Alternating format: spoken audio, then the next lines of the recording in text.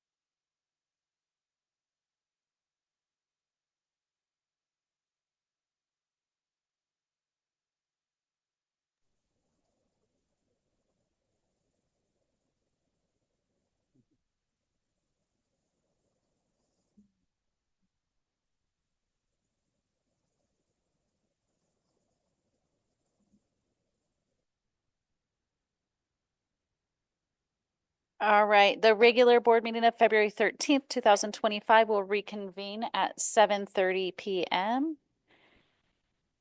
Eileen Cabrera, will you lead us in the flag salute?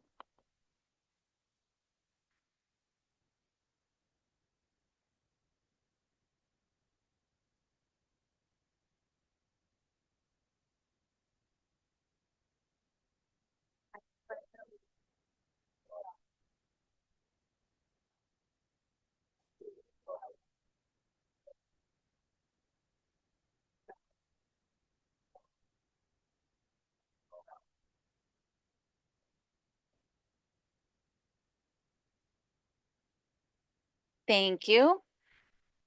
Now, 4B civility statement. Ken, will you please read the civility statement? When conducting the district's business, we will strive to communicate clearly and concisely with respect for the time of others. We will listen objectively, carefully considering the opinions of others. We will understand the counterproductive effects of disruptive, demeaning, and intimidating behaviors. We will understand and respect district policies and procedures, and we will maintain a respect for the rich history of the district and the efforts of others who have served in the past. Thank you. The Vice President, I would like to suggest that we amend the agenda for this evening. I'll move that we table items 11A and 11B until the next board meeting. I will second that. Any discussion? Call for question. All those in favor? Fallsgraf, aye. Mazak. Jesus, aye. Brianna Texoni, aye. 11A and 11B have been tabled.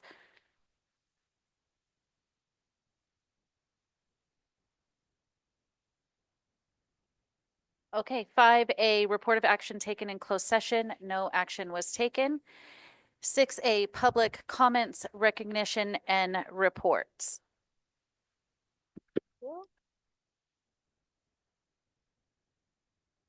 We have one comment card from Miss Owens. Oh, there you are. Hello. No, but can you state your name and is the mic on? Because it's just, I know you have a big voice, but it's for the Zoom recording as well. Am I on? Mm.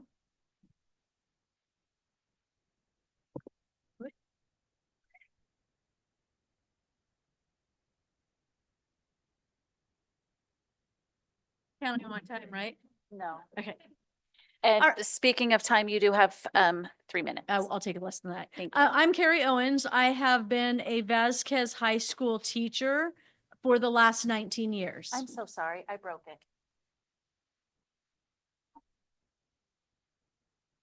It's set on 0, so, 3 minutes. I'm so sorry. That was so rude. Not a problem. Go ahead. I'm Carrie Owens. I have been a Vasquez High School for the teacher for the last 19 years.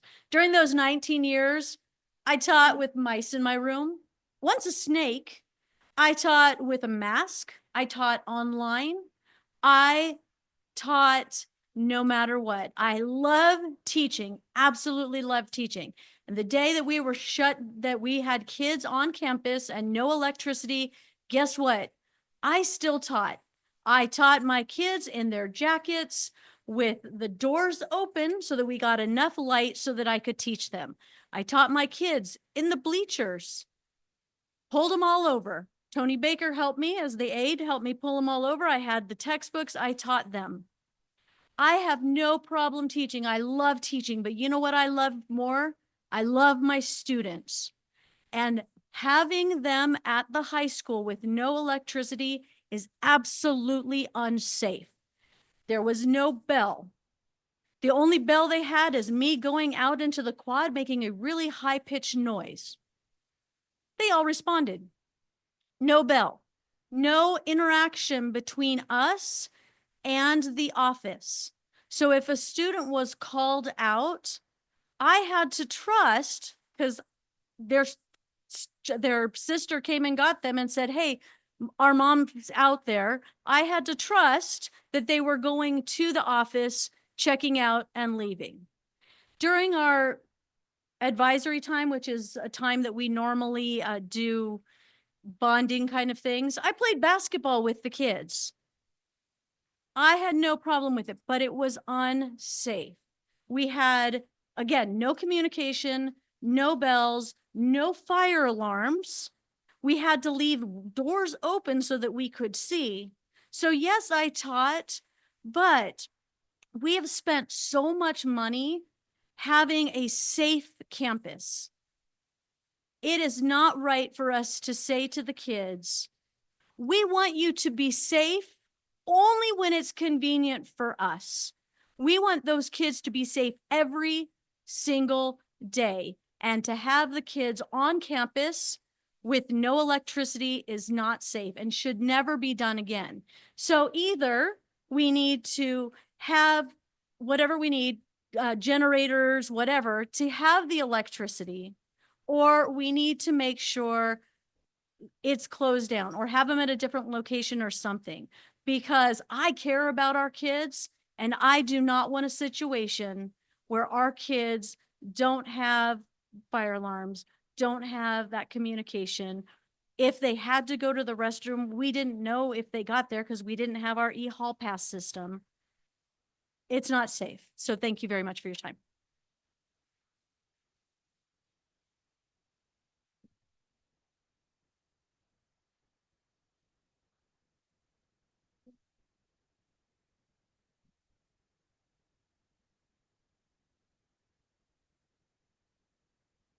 Um, 7A, Ada representative.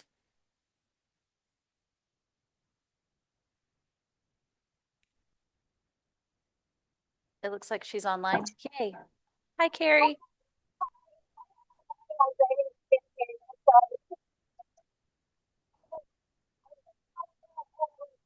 Carrie, can you hear us?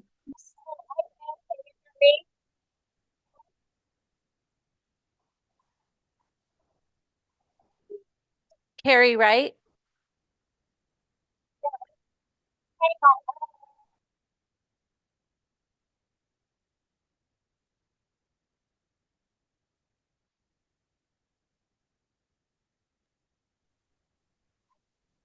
I think maybe, is she ready now?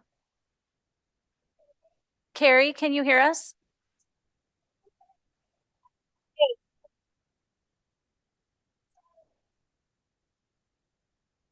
Maybe can somebody reach out to her to see if she's just, it's possible she's just listening and not ready to do a report. And if she reaches back out and says that she does have a report for us, I'd like to revisit.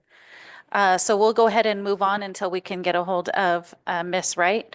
7B, CSEA representative. 7C, student representative to the board. Good evening, everybody. Today I'll start with Meadowlark Elementary School. The attendance challenge was started on February 3rd, where students with the best attendance, meaning no tardies, get rewarded with a slime party, which sounds like a lot of fun. Body Potions by Tomorrow was kind enough to give out roses to all the young ladies at Meadowlark today in spirit of Galentine's. The Garden Club was also started at Meadowlark on February 6th. From kindergartners to fourth graders, students now have the opportunity to participate in fun garden work during lunchtime.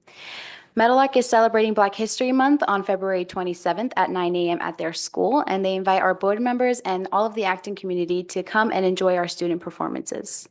Meadowlark has also partnered with Step Up Tutoring to give free math tutoring and mentorship for students in grades 3 to 6, all via Zoom. You can find all of their information for that on the parent newsletter. They also just wrapped up on an incredible kindness week, where throughout the week, our students spread kindness like confetti, completing daily activities that encourage compassion, gratitude, and positivity. 25 amazing students went above and beyond, completing an entire checklist of acts of kindness throughout our school and community. These kindness champions will be honored with a special certificate recognizing their heartfelt efforts. Meadowlark hallways were bursting with inspiration as kindness-themed bulletin boards showcase thoughtful words and actions from all of the students. Every classroom participated in meaningful discussions and activities centered around spreading kindness. To top it all off, Meadowlark ended the week with a fantastic school-wide assembly where they celebrated the true meaning of kindness and with heartwarming videos of our students sharing what kindness means to them. Then in an unforgettable grand finale, the entire school joined in a high-energy jazzercise exercise dance led by one of our amazing teachers. Last week, our We Care team worked with all students to create a kindness tree, and every student contributed a heart leaf to go on display. If you are around Meadowlark School, please stop by and check out. It's in the hallways. Moving on to Vasquez High School. Some highlights of these past 3 months. On January 29th, Vasquez ASB hosted the Middle School Roadshow for 8th grade students in and out of the district. Students were excited to see what high school was going to be like, and they had so much fun playing games during the pep rally that ASB had organized, as well as the tour of Vasquez campus. Students also had an amazing time at the recent winter formal dance on February 8th, which was thrown by our junior class officers, our president mainly, Miss Autumn Klaus, to raise money for their class. Boys basketball has recently won their league title for the first time ever at Vasquez. Their game was yesterday, and they did amazing. Some other past events. On January 28th, students participated in the ASVAB interpretation workshop and had the opportunity to meet military recruiters. On January 29th, we had a well-attended 8th grade parent orientation where parents and students especially enjoyed the campus tour. On January 30th, the VHS counseling team met with 8th grade students to help prepare them for their transition to high school and their course planning options. On February 5th, seniors completed their College of the Canyons applications and joined us later that night for their FAFSA application workshop hosted by the College of the Canyons representatives as well as our counselors. On February 10th, 14th students started their spring dual enrollment courses, History of Hip Hop, History of Rock and Roll with Antelope Valley College. On February 11th, students participated in the We Care Kindness Week activity that took place in the Wellness Center at lunch. There were 49 students who participated and 6 raffle winners of 2 heart-shaped Lego sets and 4 Mickey Mouse Disneyland popcorn buckets, which are so cute. 11th grade parents and students had a wonderful opportunity to get critical information for their upcoming senior year on February 11th with our Vasquez counselors. The VHS counseling team has been going to High Desert the past 2 weeks to provide students with additional support in academic planning and goal setting for their high school careers. Some upcoming events for Vasquez. The Antelope Valley College application workshop is being held on February 19th. On February 25th, we have a CSULA field trip going on with our counselors and so many students from Vasquez. Some updates on athletics. Winter sports have wrapped up except for boys soccer, which continues its playoff run with a second round game this Saturday. Boys basketball had an incredible season, rebounding from last year's disappointment to win the league title for the first time in school's history. Despite being moved up 3 divisions for the playoffs, they fought hard but fell in the first round last night. It was an outstanding year for this young and determined team. Swim season kicks off in early March with a large team ready to compete. Coach Denise Seymour has done an excellent job recruiting and building excitement for this upcoming season. Track and field also begins in March, and coaches Ivy and Dawn are eager to see multiple athletes qualify for CIF prelims this year. Baseball and softball open their seasons next Tuesday with home games against Antelope Valley High School. The softball team in particular looks very strong and has a potential for a deep playoff run. Moving on to High Desert High School. Some Hawk highlights. Valerie Narizio Gonzalez always has a positive attitude and is doing her best work. Phoenix Henry is constantly demonstrating responsibility and dedication to his assignments. Luis Messina is making a big change for second semester with a determination to do his best work in all of his things. Dylan Higdon, Nigel Bruce, and Riley Scantlin being excellent Medal of Honor peer mentors for the 5th and 6th graders. Matthew Santos Rodriguez is constantly putting his best effort during class, and Thomas Rios is showing pride in our campus and helping to keep it clean. Some past events for the Hawks. 8th grade roadshow to VHS was a very recent event, and thank you to VHS ASB and staff for hosting our 8th graders for a great introduction to the VHS campus. The 8th grade Museum of Tolerance field trip. Students connected what they are learning in history and English with the Diary of Anne Frank. Students heard from Medal of Honor recipients Dwight Burdell, who served in Vietnam, and Clinton Romshaw, who served in the War on Terror. The speakers shared inspiring stories and leadership and teamwork. The winter dance was very recent, and students danced the night away last Friday. Some upcoming events.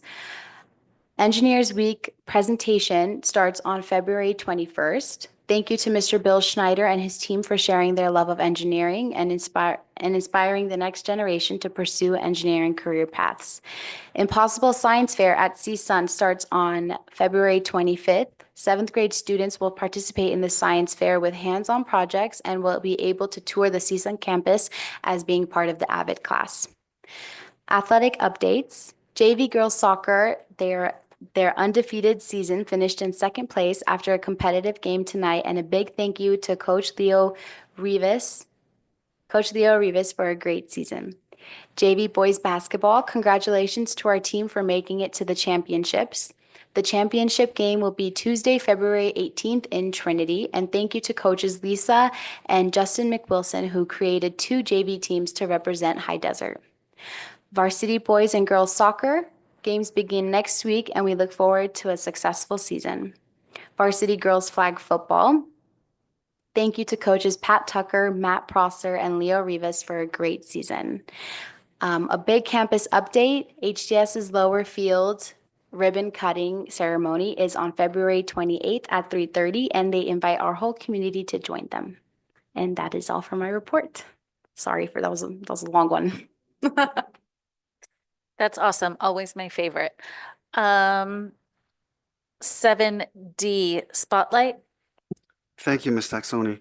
We're bringing back Spotlight. It's been a while for recognition. So tonight we have 2, but we're going to be starting with our English language learner recognition, reclassification.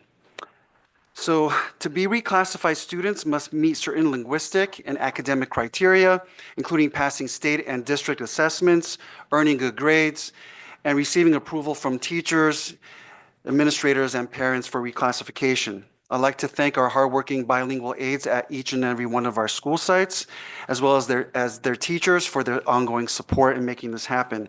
We currently in our district have over 100 EL students in our matriculation. And without further ado, I'm going to be calling up Dr. Chamberlain to go ahead and do the honors of reading the names. And for the students and parents who are here this evening, if you could go ahead and stand up when you hear your name, we would appreciate it so that we could go ahead and recognize you. Thank you. Dr. Chamberlain? All right. And if you're here, come and get your, come up and get your certificate. And also I'll apologize in advance. English is my first language and Spanish is barely my second language. So I will mess your names up and I apologize in advance. So first I have is Angel Rijos. We have quite a few of them. And next I have Mia Ariano. Mia. And Alex Maya. Alex. Congratulations. Wow. Thank you. Yeah. Michael Beltran. Michael. Gianna Munoz.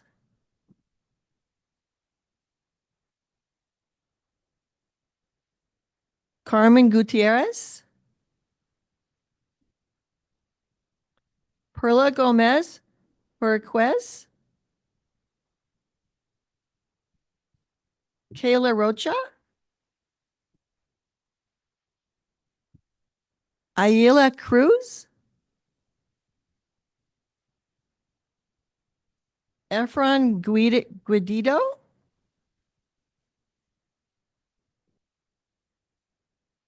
Jose Buran Moreno. Tabitha Vasquez. Haley Guerrero. Homero Guerrero. Jacob Davaye. Gracie Gonzalez. I see some smiles, so. Cecily Perez. Heminet Saldana.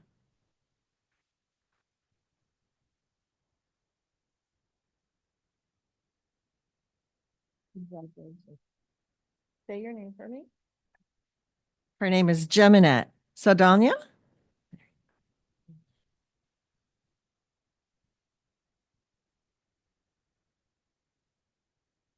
Can we give a big round of applause for the names that were called that Absolutely. aren't here?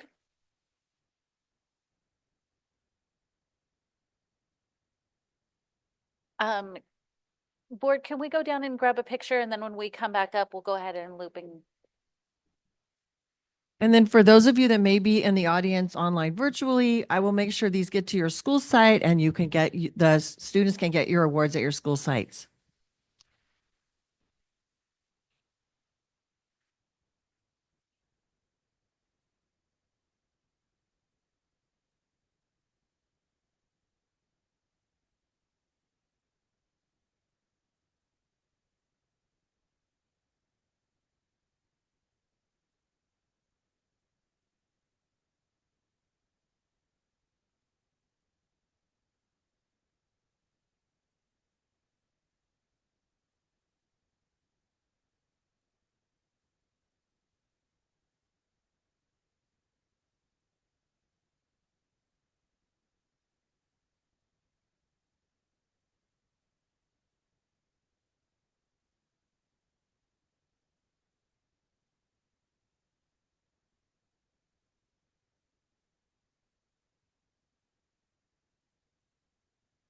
All right, I'd like to take a moment for board comments.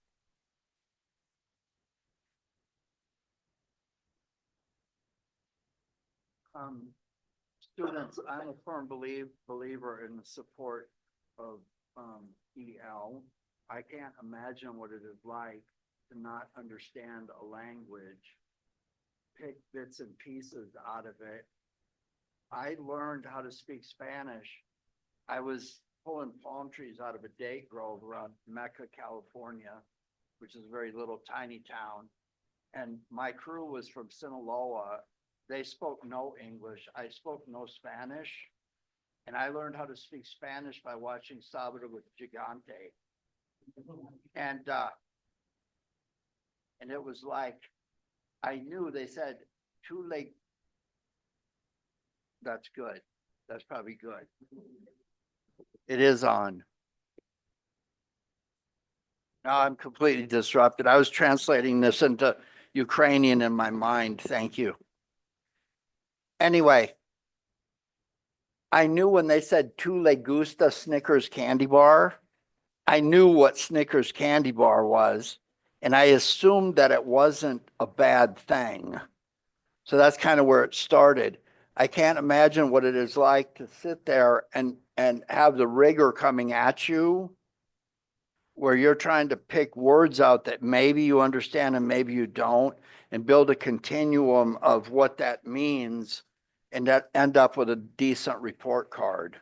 So this is very significant. There's something on here tonight about an update in the EL policy. I'm a firm supporter of that. Congratulations. Congratulations on your awards. You guys deserve it. Very glad that you're doing what it takes. And parents, thank you for supporting your kids to make sure that they are learning and getting a better education.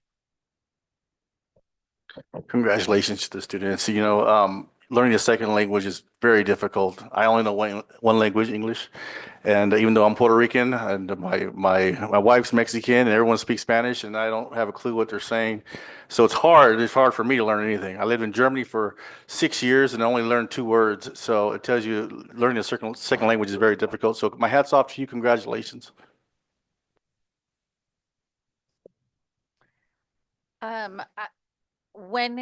When Ms. Chamberlain was reading those names, there were so many. I've been gone from the district for about 4 years. And there were so many of those names that I recognize from Meadowlark and from High Desert. And it makes my heart happy to celebrate those students. So huge congratulations. I know it's hard to learn. Even if you know the language, it's hard to learn the content that we're teaching. And then when you have to learn the content and learn the language and learn the content in a different language, it's so many barriers that you guys are breaking, and that's huge. So big congratulations. And I am just in awe of you guys that are here in the audience and all the kids that were not here, and the kids that their names will be called in the future, and they continue to strive and make those, break those barriers. So congratulations. Thank you. Moving on to our second recognition under Spotlight. It's always exciting to bring back annually the Patriots Pen recognition at High Desert. And to do the honors, I'll turn it over to Principal Van Ornum.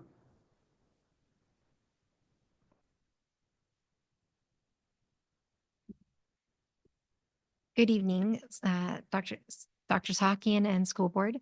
Thank you so much for allowing us to recognize our students again this year for participating in the VFW Patriots Pen. Just for everybody here, the VFW Patriots Pen is an optional essay contest where students on their own independently write an essay, 300 to 400 words around a specific topic. This year's topic was My Voice in America's Democracy. So that's all they get. And then everything else is up to them as to what they choose to write. So really, it's their interpretation. What is their voice look like in our democracy here today as a middle school student? We had 2 participants from High Desert this year, and we took home first and second place. So that's pretty awesome out of all the submissions. And this is the whole Antelope Valley. So this is part of the Quartz Hill VFW post. So that's really amazing that our students continue to place in the top, 1, 2, 3 spots. So I want to award both of them, but I do want to say our first place, so second place, Esther Rivas. And then if we have time, they brought their essays.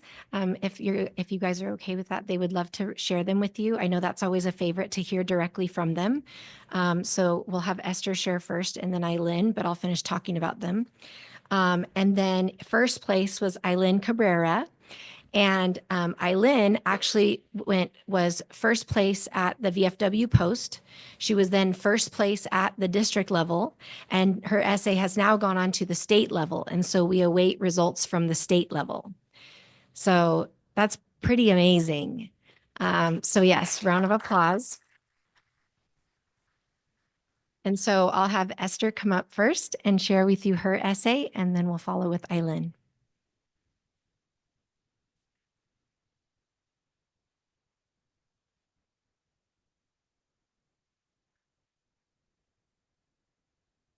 Hi, I'm Esther Rivas, and I'm in 8th grade at High Desert Middle School. So my essay is My Voice in America's Democracy.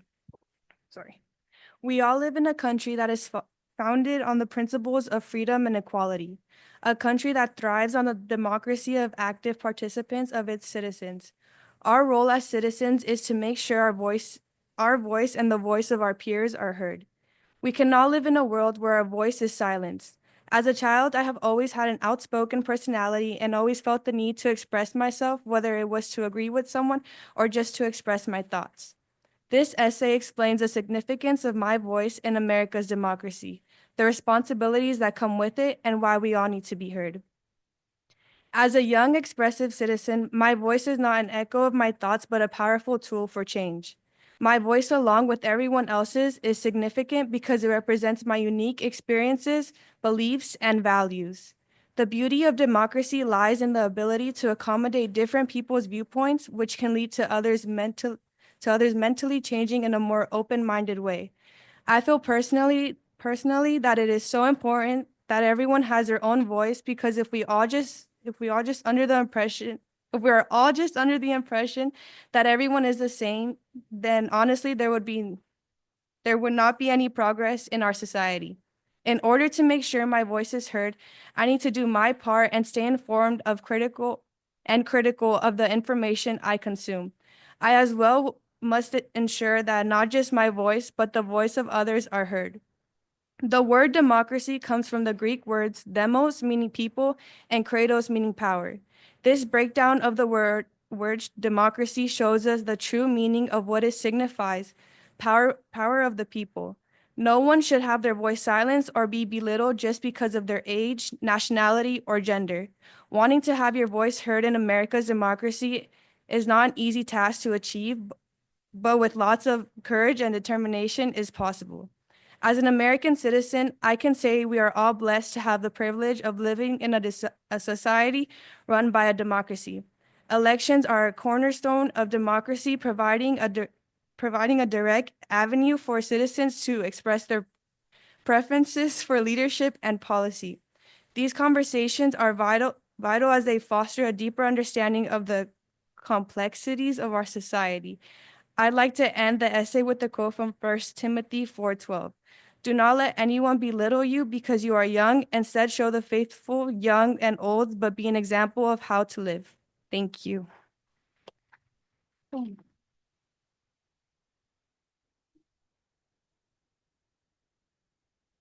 And Esther is definitely letting her voice be heard this year. I forgot to mention she is also our ASB president.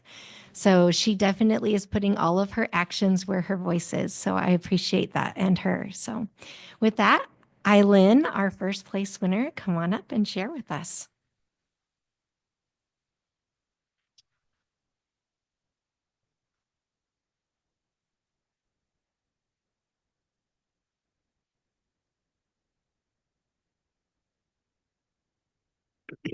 My voice in America's democracy.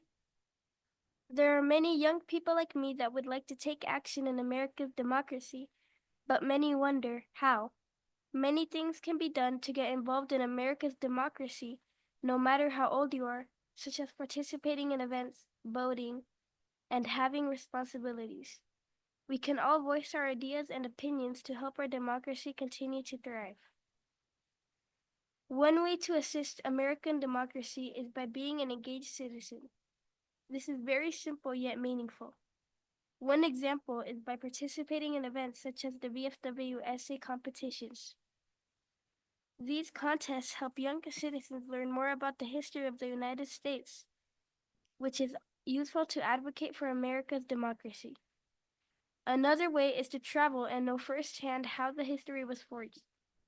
Personally, I had the opportunity to visit important places like Washington, D.C. and the Gettysburg battlefield and learn the role these places played in our democracy. In 1863, Abraham Lincoln said government of the people, by the people, and for the people when defining democracy. It is fundamental that people understand they have the power to choose their own representatives in a free electoral system like ours. Even though I am not old enough to vote yet, I can encourage older people to vote. Another method is by becoming involved in local democracy. It's essential to learn about how your government works, hear other people's opinions and share your own ideas, stay informed about ongoing politics, learn about what's going on in American democracy. For example, to be certain the candidate to be elected respects the Constitution and protects civil rights and liberties. Everyone in America has responsibilities such as obeying the laws, and children can start obeying laws in schools if there are rules in school like there are laws in America. For example, the dress code is a rule children can obey in school. Children can learn from their parents and their responsibilities too, such as paying taxes and being taught how this works to build up knowledge for a healthy and responsible future. Considering these factors, everyone in America, regardless of age, has the ability and right to support our democracy. We can start being an involved citizen now by taking part in events, having obligations, sharing our thoughts, and working together. It is very simple yet important to support our democracy, and you can start doing so today. Thank you.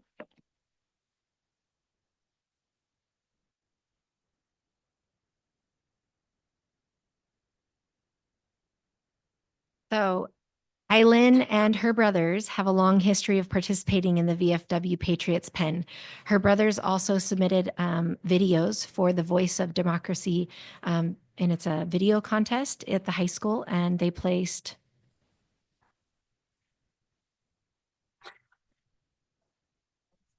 There you go. So first was Francis and third was Augustine. So the biggest thing I want to just share in closing is thank you to the families. These families, you'll see their names in all kinds of things all over our community. Their students are successful because they have amazing parent support. And so we sure do appreciate them in our community and representing our school, being the voice of our school. And I just am so proud to have them at our school. So thank you very much.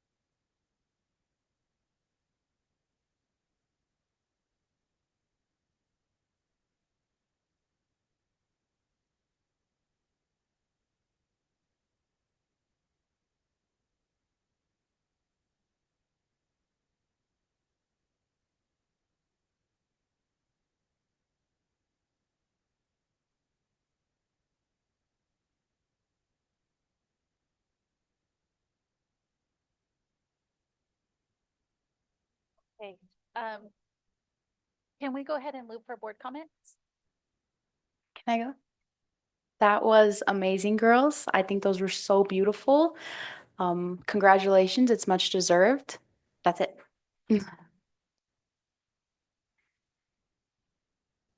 Yeah, congratulations.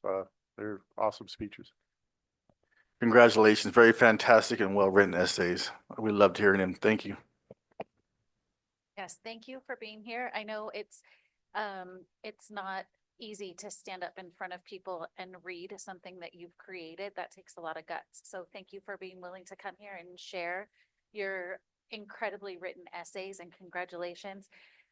Good luck on making the state. That would be so cool if you brought home first in state. Where is there somewhere that it goes after that? If she wins state, national. Let's hope for national. Crossing our fingers for you, kiddo. And I reiterating what Mrs. Van Ornum said, the Rivas and the Cabrera name is not new to the board. It's not new. You guys are very well known. And you've been here a couple years in a row celebrating your kids' success. So that's fantastic. You guys are awesome.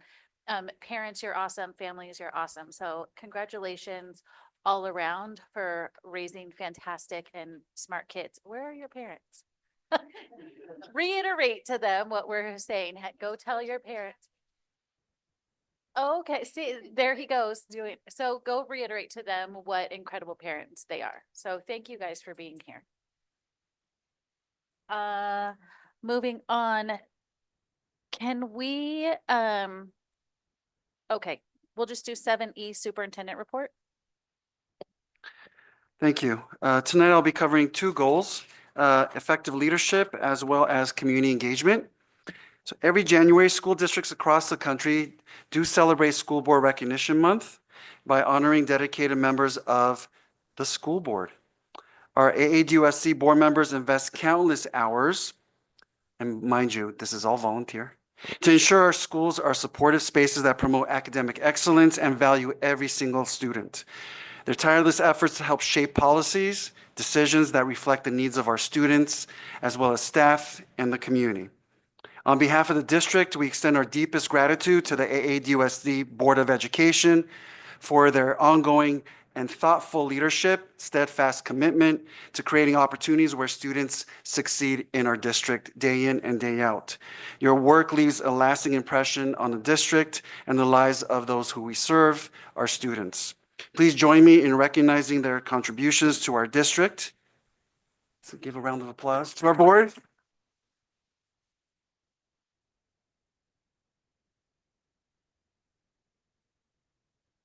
In light of recognitions, the week of February 3rd was recognized as the National School Counseling Week. Nicole Salcedo, Tiffany Casada, our newest counselor at High Desert, Zuli Casada, your commitment to student academic, social, emotional well-being does not go unnoticed, and we are truly grateful to have such amazing school counselors at our sites. Thank you for your hard work, your heart, and the positive impact you make on a daily basis. Congratulations to our counselors.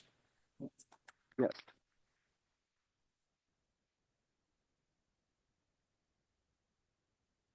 Moving forward, effective leadership. We kicked off our superintendent student advisory at Vasquez High School.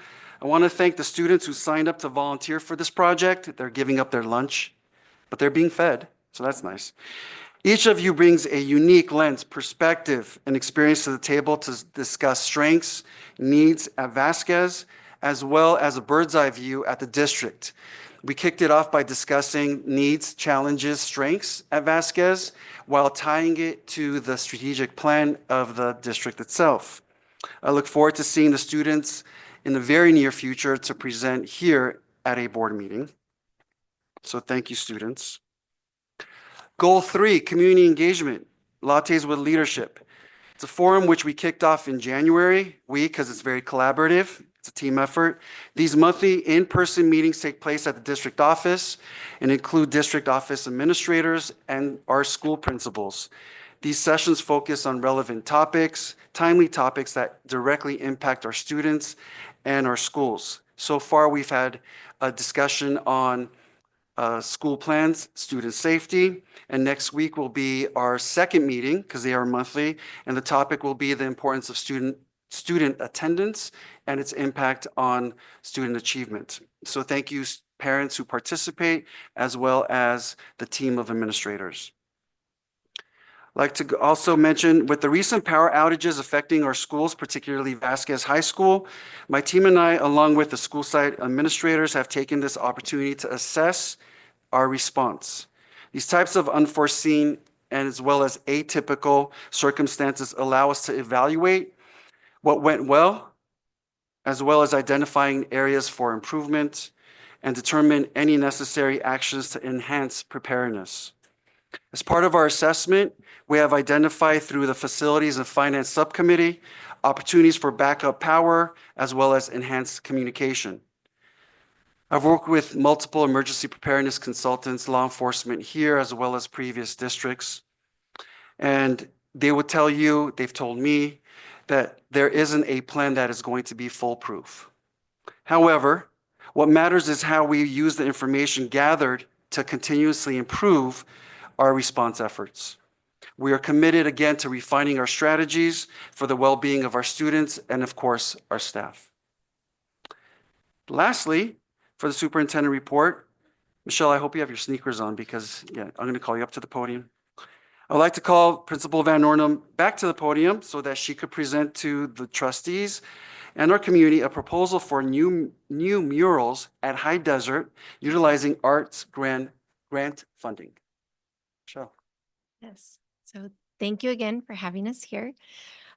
So last year in February, actually, I presented to you guys about new opportunities in grant funding for High Desert. And so I thought I'd kick off with a just real quick recap of where things have come so far. So go ahead.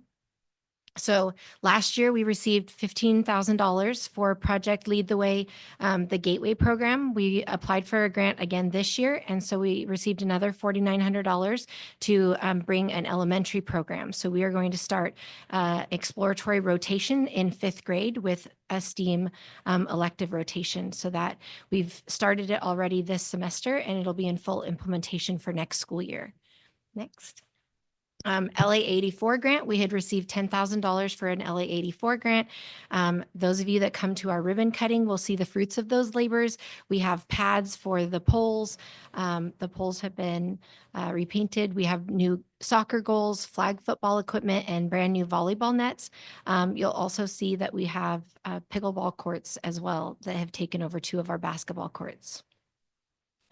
Acton Women's Club, they have a new program where you do mini grants instead of direct funding. And so Booster Club applied for a mini grant from the Acton Women's Club and received it. So similar to how Vasquez has a cantina, the Booster Club now has a snack shack down on our lower field to be able to run their snack bar out of. So the Reagan Library was generous enough to fund 1 bus for our students. And so we got a grant for our students to go to the Reagan Library. They just went yesterday. It was incredible. That has got to be my favorite field trip of all time. Listening to Medal of Honor recipients is truly inspiring. So I'm very grateful that our kids get to go to that every year. And then outdoor equipment, if you haven't been there recently, everything is a bustle with all the new equipment. And my own children walk by and they're like, "Mom, how come this wasn't here when we were here?" And I said, "Sorry." But we have a Gaga ball pit. There'll be another one down on the lower field. We have outdoor ping pong and foosball tables, giant yard games. Every day more equipment comes out, and so we rotate it out. And so there's always something new and exciting to play out at break. And my favorite part of all of it is I am a firm believer that if you keep your kids busy doing good things, they won't have time to find naughty things to do.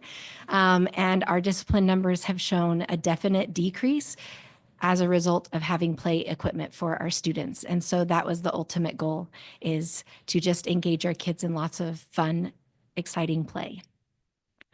Agua Dulce Airport donated another $10,000 to us, $5,000 last school year and another $5,000 this school year.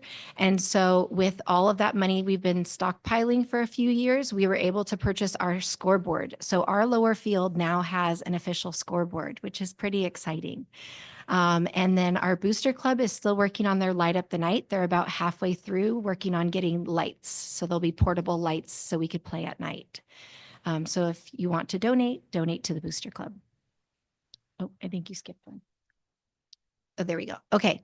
So the lower field, when you're dedicating a field, you might be looking to name it. And so when I was thinking of a name to name our field, Mr. Watkins came to mind. So I think he's a pretty well-known entity he was a founding PE teacher at High Desert, who then became the principal and kind of moved around the district. And I think he's been at every school.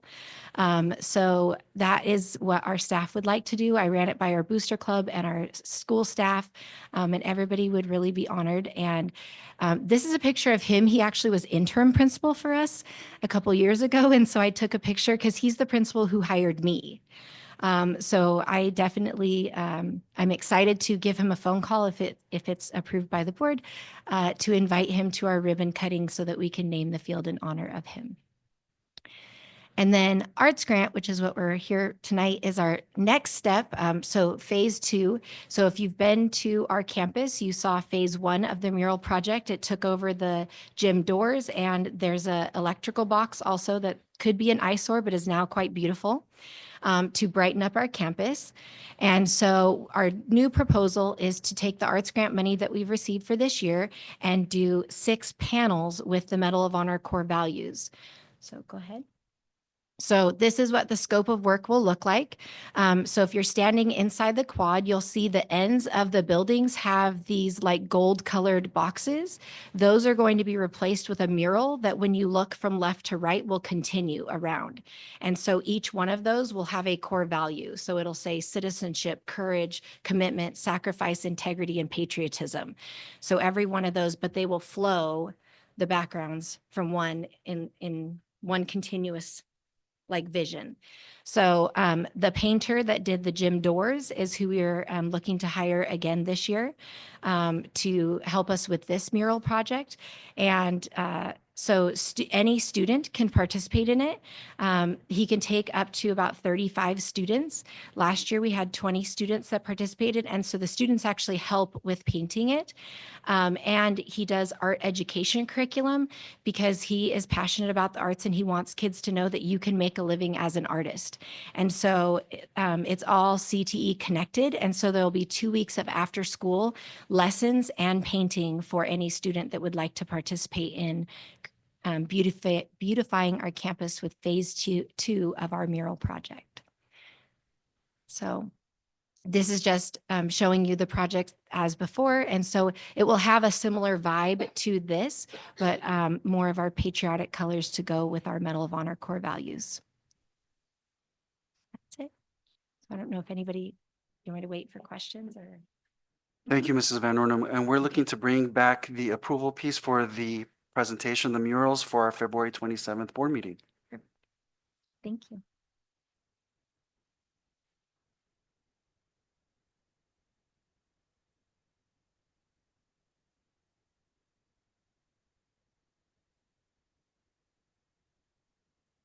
All right, we'll go ahead and move on. 7F Facilities and Finance Subcommittee Report. The Facilities and Finance Subcommittee met on 2/6/26. We did hear the voices of the teachers and the community of Vasquez, and we did talk about power backup options, batteries, generators.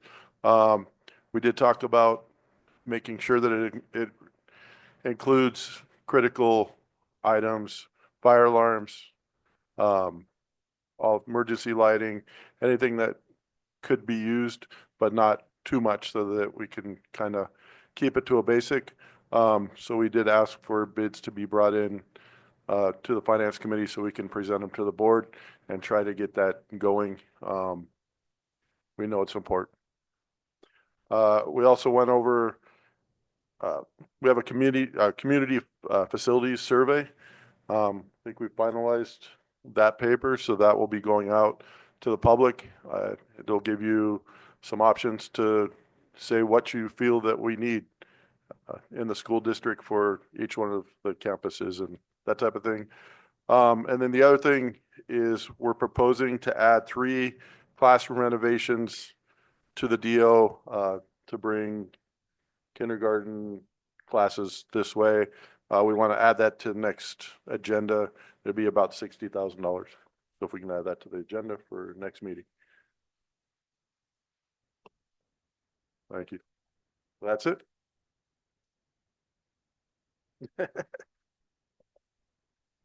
Okay, 7G Education Subcommittee Report. We did not get to discuss much. It was a super short meeting. We did have a presentation on our school dashboard and then on the agenda, but we didn't actually get to that. The meeting was cut a little bit short. We did get an update on the Facilities Finance Committee, what they were discussing. So we moved on to the dashboard very late. Didn't get to that, but I'm very excited to hear from Dr. Chamberlain tonight on that. So we didn't miss much because we're getting it as a whole all together. Our next item on our agenda that I'm very excited to discuss and talk about is attendance and how we can work on our ADA and getting some guidance on attendance and getting kids to come to school.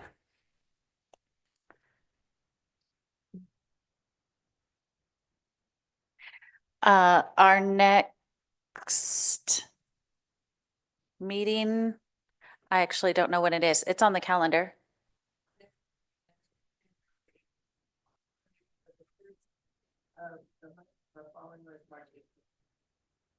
So our next one is February. February 18th at 3:30. Beautiful. Thank you. I think it's posted to our district website. Fantastic. Thank you. If anybody didn't hear that, that's at home. She said February 18th, 3:30, and the agenda will be posted to the website. 7H Policy and Management Subcommittee Report. Speak on that. So we haven't had our first meeting yet, but I look forward to having that. And certainly Mrs. Owens' concerns that you brought up would definitely be some topic within that purview of the committee. So I appreciate you dedicating your time to the students and just how you care about the safety of our students. And so do I. So thank you for that. We look forward to this and seeing if we can integrate some new policies and just trying to find out which policies are working, where there are gaps that need to be bridged, and just trying to figure out the best possible solutions for not only the safety of our kids, but the education piece as well. So I'm looking to work with my colleague, Mr. Ken Plasgraf, to see what he has in store for us there.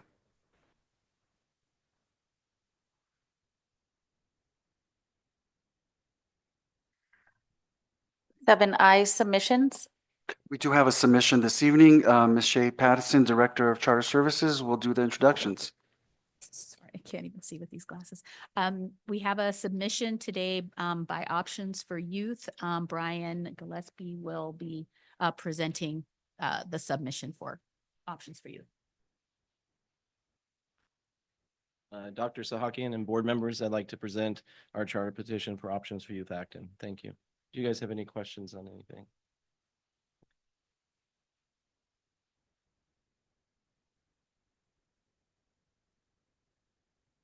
Thank you. Before we finish up with 7, did we ever get Miss Wright back on, or was she? Okay, so we won't go back to that. We're good there. I would like to go back to 6 because we got an additional public comment card after we closed out 6. So we'll go ahead to item 6. Jackie Ayer.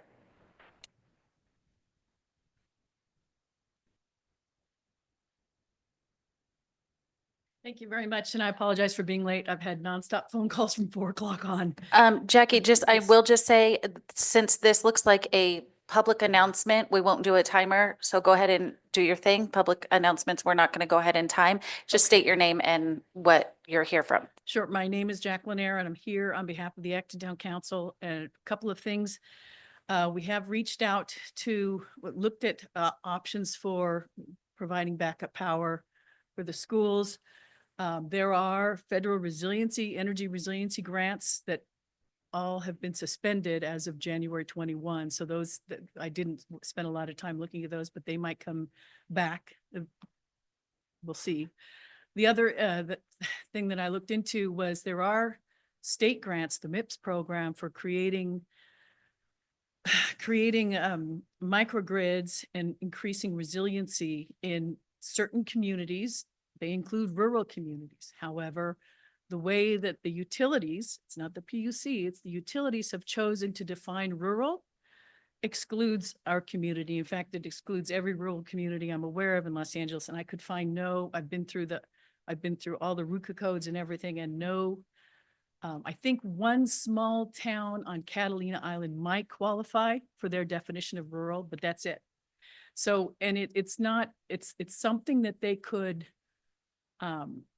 petition the Public Utilities Commission to change their definition of rural. And if they did that, they just need to change a few words and then we would qualify. So I have written to Southern California Edison and said, explain this problem and explained that if they choose, they could petition and change it because it's not a directive by the commission. It's voluntary. And then I said, if that doesn't work, what can Edison do for our community? Because I explained how devastating the recent PSPS events were. I have not heard back from them. I wrote that email, I think it was the middle of last week after I finished all my research. So if they get back to us, I will let you know. We have asked Edison to come to a community meeting to talk to the residents and obviously affected entities, school districts, so on and so forth, businesses. They have, we asked that on January 8th and we asked again on the 15th. They have said they will do it. We asked them to do it before February 15th and they have not responded to that request. We asked that, I think, around the 20th or so of January, when we were in the depth of the second round of PSPS events. So when that happens, because they said they would do it, they just haven't committed to any day or even given us a day, I'll let you know, because we have commented to the Public Utilities Commission in a recent filing, the devastating effects of the most recent PSPS event on this community, on residents, on businesses, and on the school district. Yolanda was helpful in letting me know how many days have been closed. And so I also wanted to give you a report on the analysis on the PSPS events. So what I did is there are about 30 weather stations that Edison operates on and they're throughout the entire community, and our community is about 100, well, Acton is about 100 square miles. Yeah, at Agua Dulce, you're probably at about 150 or so. And there are many different circuits that are broken down, or there are basically 5 circuits between Acton and Agua Dulce. They are broken down into segments, so you have to reconcile where the circuits are and where the weather stations are, and pull down all the historic weather data from the whole PSPS event, which is a couple thousand lines in an Excel spreadsheet. But when you do all that, you are able to look at the wind speeds that occurred when our various areas in Acton were de-energized. And at some point, multiple times, all portions of Acton and Agua Dulce were de-energized. And when you do that analysis, you find that there was only one instance in the whole month of January where one portion of a area in Acton actually exceeded their thresholds for wind speeds, which means none of the power shutoffs that occurred, except for this one instance, were legitimate, were reasonable, were appropriate, and met their thresholds. And in the one instance where the thresholds were met, the actual point at which the wind speed thresholds were exceeded was almost 28 hours after they actually cut power. So when they cut power, and 28 hours following that, still did not meet the thresholds. We've gone through the analysis, and I can talk about the threshold someday if you want, or we can have another meeting about it, because it is it's not very complicated, although when you talk to Edison, they make it sound very complicated.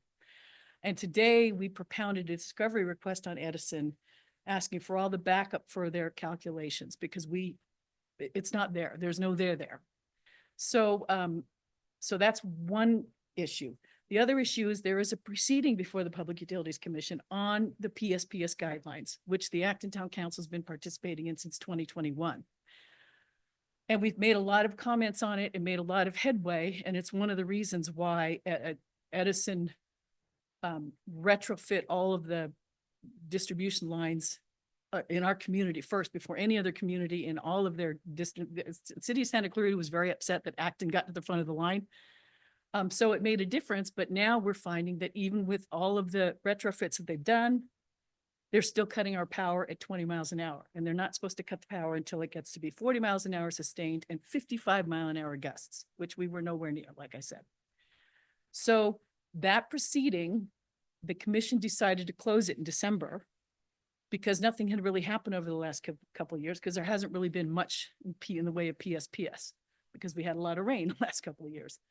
Well, a lot of things have changed. A party has submitted an application for a rehearing on that decision. The town council joined, and we're hoping to get the proceeding reopened, because we've shown that Edison, and it's not just Edison, but I think other entities dealing with other utilities like SDG&E and PG&E are finding the same problems. They're just incapable of implementing the PSPS guidelines properly. So we discussed this at length at the town council meeting last week, and we voted to reach out to agencies and entities to collaborate with us on this effort, trying to keep this proceeding open so that we can continue participating. We talked to the Agua Dulce Town Council meeting last night. They're going to work with us. They might even file to be a party in the proceeding.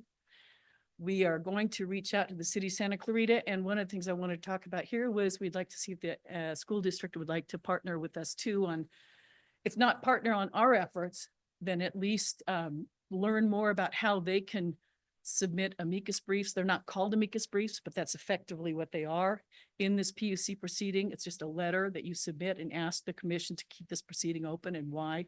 Because it's a public comment letter, which is allowed. So that, I know it's not on the agenda, you can't make a decision, but we'd like to work with the school district in any way that the school district feels comfortable doing so to bring this matter home. We will be filing substantial comments on, there were 2 PSPS events in January. Edison has decided to break it up. They call it the event from January 3rd to the 17th, and then the event from the 18th to the 29th or something thereabouts. So Edison had requested that the PUC grant them a 2-month extension to file comments, because they have to, I think, within 10 business days after the PSPS closes. So we opposed that and said they could have a month. And so the commission agreed with us. So they've granted them until the beginning of March to submit their reports.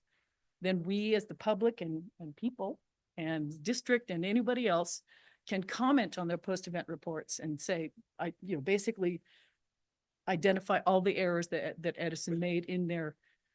They had substantial deficiencies in their notice. They had substantial deficiencies in their decision-making for cutting power. So there's a lot of grist for that mill, and public comments are welcome by anybody. So I wanted to make sure you guys knew that, and I'm happy to meet with you guys at any time. And so if you're interested, so if you could reach out to the town council if you're interested, and we are working, like I said, with Agua Dulce has agreed. And so we're working on that. I sent off a bunch of information today. And we're approaching the city of Santa Clarita. We're going to do that collectively because we'll look more cohesive that way.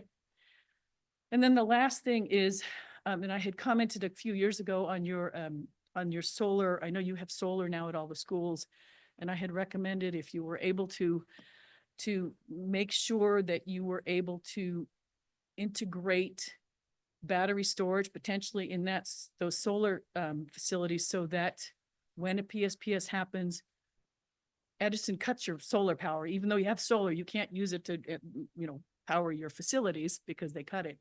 But if you have a battery system, you can. And one of the recommendations that I had made, and I just wanted to kind of reiterate it now, is if you contemplate a battery system, then that battery system could be used to on a regular basis. And I've gone through some electric bills. It was a few years ago, but I think the situation's same as it was a few years ago. If any school utilizes just 1 kilowatt hour during peak load, you end up paying thousands of dollars in congestion charges just for that use. And so the beauty of having a battery backup is that you could use it to not, to avoid using peak power avoid using power during that peak load and save on congestion charges. So if you look, you can see sometimes they're hard to find in bills, but they're there. So if that's a possibility, that's not an option if you do a generator, and the state of California is looking to ban and outlaw generators. So we need I would recommend a more permanent solution. And I know it might sound like we're talking out of both sides of our mouths, because the town council has expressed a lot of concern with the 2,400 megawatts of battery facilities proposed for the East End. But what we advocate is having small diffuse battery systems distributed throughout a community, rather than the amount of batteries that they've proposed in our community is larger than the San Onofre power plant. It's larger than Diablo Canyon. It's both of which were about 2,200 megawatts. They're looking at 2,400 megawatts minimum here.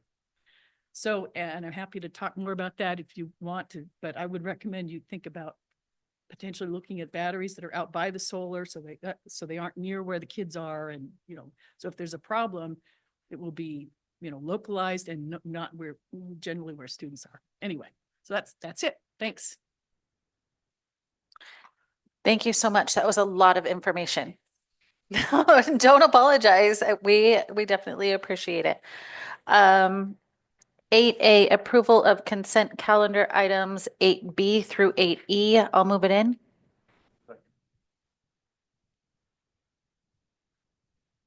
Do you have anything to add? No, I do know that on behalf of Mr. Mascon, the board president, he did want to have the donation from the Agua Dulce Airport for 5,000 highlighted. Thank you. Thank you. Any discussion? All those in favor? Falls Graph, aye. Mays, aye. Jesus, I. Brianna Texoni, aye. So in that highlighting of the Agua Dulce Airport's donation, that is incredible. And they just give every single year and it's very much appreciated. Thank you very much. All right, 9A Personnel Report 24-25.09. I'll move. Second. We do have one adjustment to the PAR. We got word about a day ago, a new hire school psychologist has rescinded their acceptance of the job offer. That's the only amendment to the PAR. Thank you. Thank you. Any discussion? All those in favor? Falls Graph, aye. Mays, aye. Jesus, I. Brianna Texoni, aye. 9B Memorandum of Understanding between CSEA, AADUSD, Chapter 473, and Acton Agua Dulce Unified School District, contracting out bus drivers. I'll move. Thank you. It's the staff's recommendation to the board for approval of the MOU between CSCA Chapter 473 and our district contracting out bus drivers for transportation. Mr. Nguyen, if you'd like to go ahead and just share some of the highlights of the MOU for record, please. Thank you. Good evening, Board, Dr. Sakian. So the MOU, the district and the CSEA came to an agreement in regards to the transportation. If any trips that are 150 miles round trip, then we would want to we would want to give the field trips to our bus drivers first. And if any of our bus drivers are not available, or if one of our bus vehicles are down, then there's flexibility where the director of maintenance and operation and transportation can outsource the field trip to a charter bus.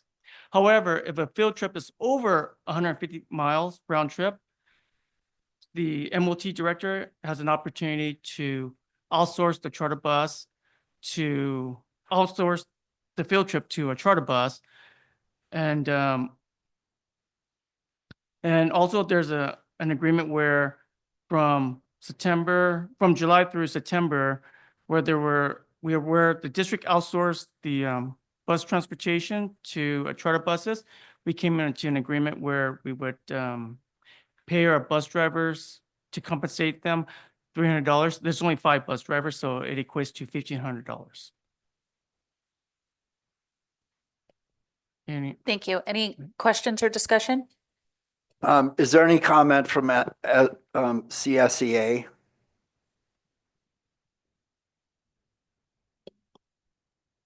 No. Thank you. Okay, thank you.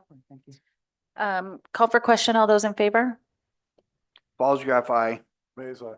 Jesus, I. Brianna Texoni, aye.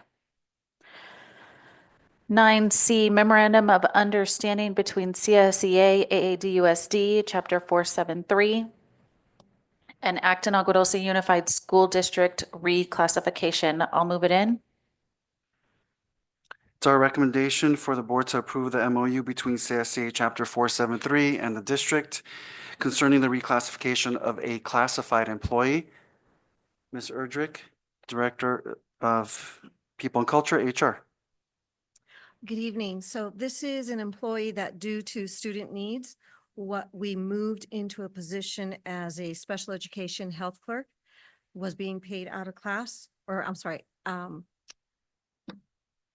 Oh my gosh, I lost out of class. Yes, I was right. Oh, sorry. Thank you, Dr. Zaki. Out of class. And then now we're actually reclassifying them so that they're being paid for the position they're actually in. Any questions? Thank you.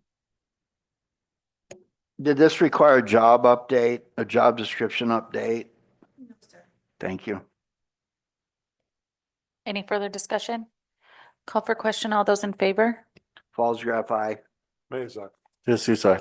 Brianna Texoni, aye. All right. 10A 2023-24 California Dashboard Overview. Dr. Sakian? Thank you. So student performance, such as chronic absenteeism, student suspension rate, graduation rates, how our students are performing in English language arts, math, are included in the California dashboard. It's a tool to go ahead and represent how a district is progressing in these areas. And tonight, for the 23-24 data of the California dashboard overview, I'll call up Dr. Chamberlain to present to the trustees and to our community. Thank you.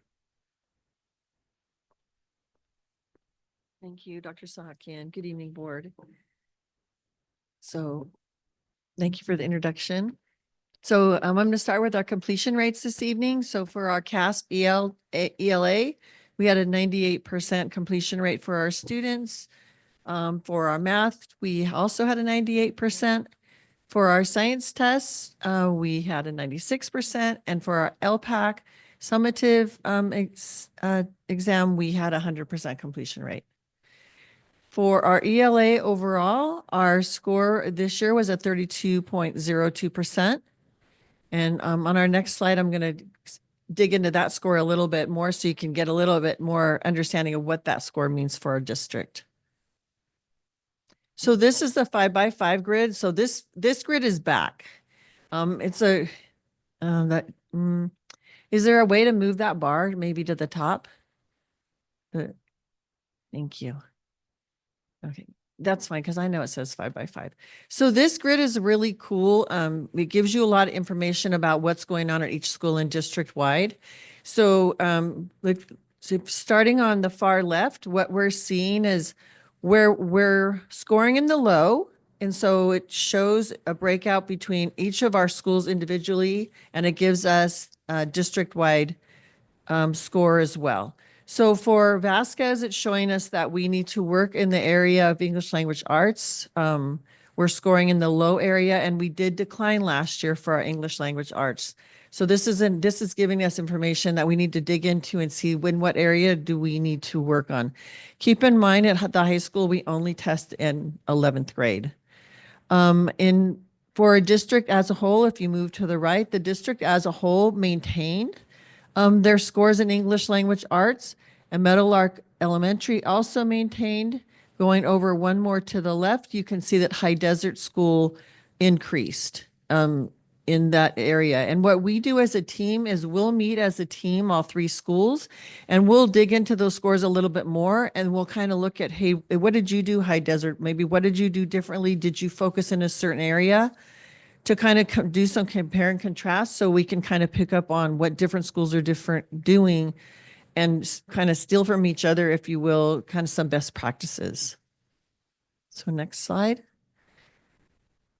And the next slide is also another 5x5. Again, it's still English language arts. And this slide, this grid breaks it down by our student groups. So again, starting on the left, you're looking at where if you're having any significantly declined area. We didn't have any student groups that declined significantly. And then continuing moving to the right, we did see a decline with our students that are white students and our students with disabilities. In continuing to the right, we maintained with all student groups and our Hispanic group. And continuing, we did see an increase with our students that were socioeconomically disadvantaged, as well as our English learners increased. We saw a significant increase for our long-term English learners. And so again, we dig into that data a little bit more to see in what areas and what we need to do. And again, this is where we start really working with teachers and find out what they did and what we need to do to support them, what tools and supports do they need to support their students moving forward. Our math overall was 20%, and it's an area of growth for us as well. So the 5x5 grid in math tells us that Vasquez they declined significantly in math last year. And then moving again to the right, The district as a whole maintained, Meadowlark Elementary maintained, and High Desert maintained. The next slide will tell us more about our student groups. And we had no student groups that declined significantly. We did see a decline in our white student population. We maintained overall as a district in our all student groups, and our long-term English learners maintained. We saw increases in the remaining student groups for us, which are our English learners, our socioeconomically disadvantaged students, our students with disabilities, and our Hispanic group. So when you really look, like if you look at that one score, it looks like we didn't do well, but when you break it down and you look at this groups individually, you can actually see that groups did well. And because we adopted iReady, we're really looking to see how that intervention is really going to make a difference, especially with the math, because we adopted that whole curriculum. But we also adopted iReady Reading, which is intervention, and Acellus, which is providing intervention as well. And so one of the things we may want to look at the high school to support high school math is the intervention that Acellus provides for math. So we'll look at like what are the interventions that we adopted and how is that really supporting students? And if we see that's really supporting, then we're going to look at that and look at what are our next steps as it relates to supporting students, because the iReady only goes to K-8. So the next thing is looking at chronic absenteeism. Oh, can you just go back one? So we're in the yellow in that area. And then thank you. So, and then looking back at our, now I'm ready to go on. I'm sorry. So now on our 5x5 grid. So in this grid, what you are looking for is a decrease. If your attendance increases, your absenteeism decreases. So you're looking for a decrease. So you're looking for the numbers now all the way on the right. So what you're seeing is that we had a significant, all the way to the right is a significant decline in all areas, very high too. If you look at the all the way on the left where it says very high to the bottom, and then you go all the way across. So we declined significantly, and we're in the very high group. So really, that's the highest you can be in that column.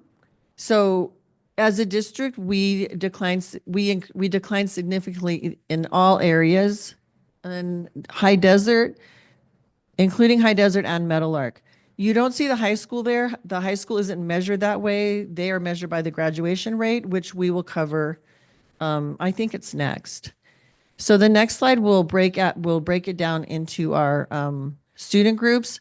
So again, we saw a decline with our English language learners, our long-time English learners, our long-term English learners, and our students with disabilities. We saw a significant decline, which again means the kids are coming to school more in all student groups, and our socioeconomically disadvantaged students, our Hispanic students, and our white students. So what this is really telling us is we've really done a push these last 2 years to increase our student attendance. And you'll hear more about that next week. Our principals are going to present at our subcommittee meeting. And we've shared a lot. We've really done a lot of work. We've really looked at the data as an MTSS team and our differentiated assistance team with LA County Office of Education Support. We've really worked on targeting our EL group because that was an area where we were in red. That's how we get identified when you're in two groups that are red. And so two areas. So like if it's English language arts and math and absenteeism, then that's a targeted area for you to improve as a district, and the state monitors that. So they expect you to do things, and that becomes part of your LCAP. So when I did LCAP presentation, we talked about that. And so we chose as a district to really work on our absenteeism, because if we can get kids at school, we can get them learning and we can help them do better academically, which obviously is why we're here, is to educate students, and to promote their college and career readiness.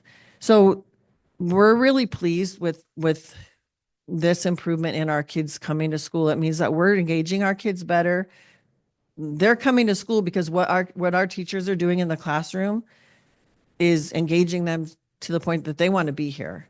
So I'm pretty excited, and really it excites me to know that our teachers are doing things that make our kids want to come to school every day. And I really appreciate our staff for everything they're doing in that way. For our English language learners, they are scoring in the orange right now. Our long-term English learners are actually, they're really improving well. And they are scoring in the green. And those are the students that reclassified fall into that category as well. And the English language progress, thank you for moving the slides for me. For Meadowlark, we are still we significantly declined in that area. So that's an area of growth for us. We declined for our district as a whole. And let's see, High Desert they increased significantly for their English learners. So I would look a little bit if that's where maybe are going to see the highest amount of reclassified student possibly, which often you do because obviously the students have been getting the longer amount of English language support in middle school as compared to elementary school. And for our suspension rate, we are in the orange. We did have a slight increase, which means we did suspend slightly more students last year than the year before. And our 5x5 grid shows us in that area. We did have a slight, it wasn't significantly increased, but we did have an increase at High Desert, at the district overall, and at Vasquez High School. We did see a decline at Meadowlark. So they're up in the blue, which is good. The graduation rate is amazing. It's in the blue. We had a 98% graduation rate, and we actually had an increase of 4.4%. And so overall, that's really small, but it does show all of the student groups that we support and all of the groups being well into the 90 percentile or 100 percentile graduation rate. And that concludes my presentation. Thank you for listening to me. And some of it's dry data, but I really enjoy it. For those of you that do, thank you. Are there any questions? Would you characterize the Title I support in terms of funding that this district gets as equitable to, say, Palmdale or one of the Antelope Valley schools? We don't get very much Title 1, 2, 3, or 4 funding. Isn't that more reflective of the demography of the students? Yes. Okay. Next question I have is the Title I kids. Is the measure equitable? So here's what I would say. Let's say that we took a look at our SPED kids and the parents that don't opt out of the testing, that does nothing for you. But is a kid that scores a 10 one year and then gets a 12 the next year, is that equitable to a kid in the upper classes dropping from 90 to 80?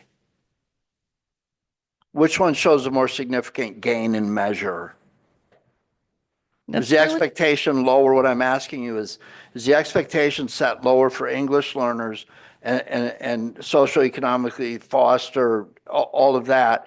Is their base score typically lower? So it would appear that a 2% increase would be hugely significant, while their counterparts who don't fit the Title I classification or any of the rest of it, a decline in theirs looks horrendous. I would say no.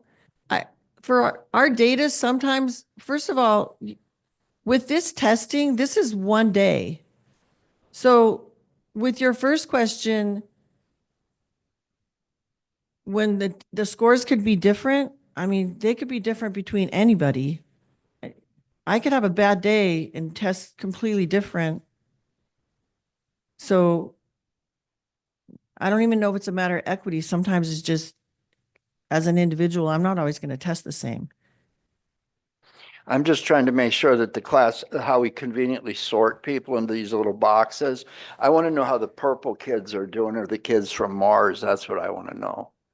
So it becomes very easy. The point here is it becomes very easy to sort people into boxes.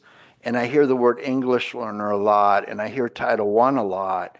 But if I am the purple kid or the kid from Mars, and just because I don't fit the racial classification that the county needs to give me the kind of money that, say, for example, Palmdale is flooded in Title I funds where we get nothing.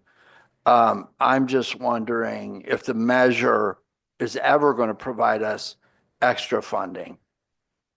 Well, I don't know, but I will tell you, we're going to teach all of our kids and provide them the same quality education across the board.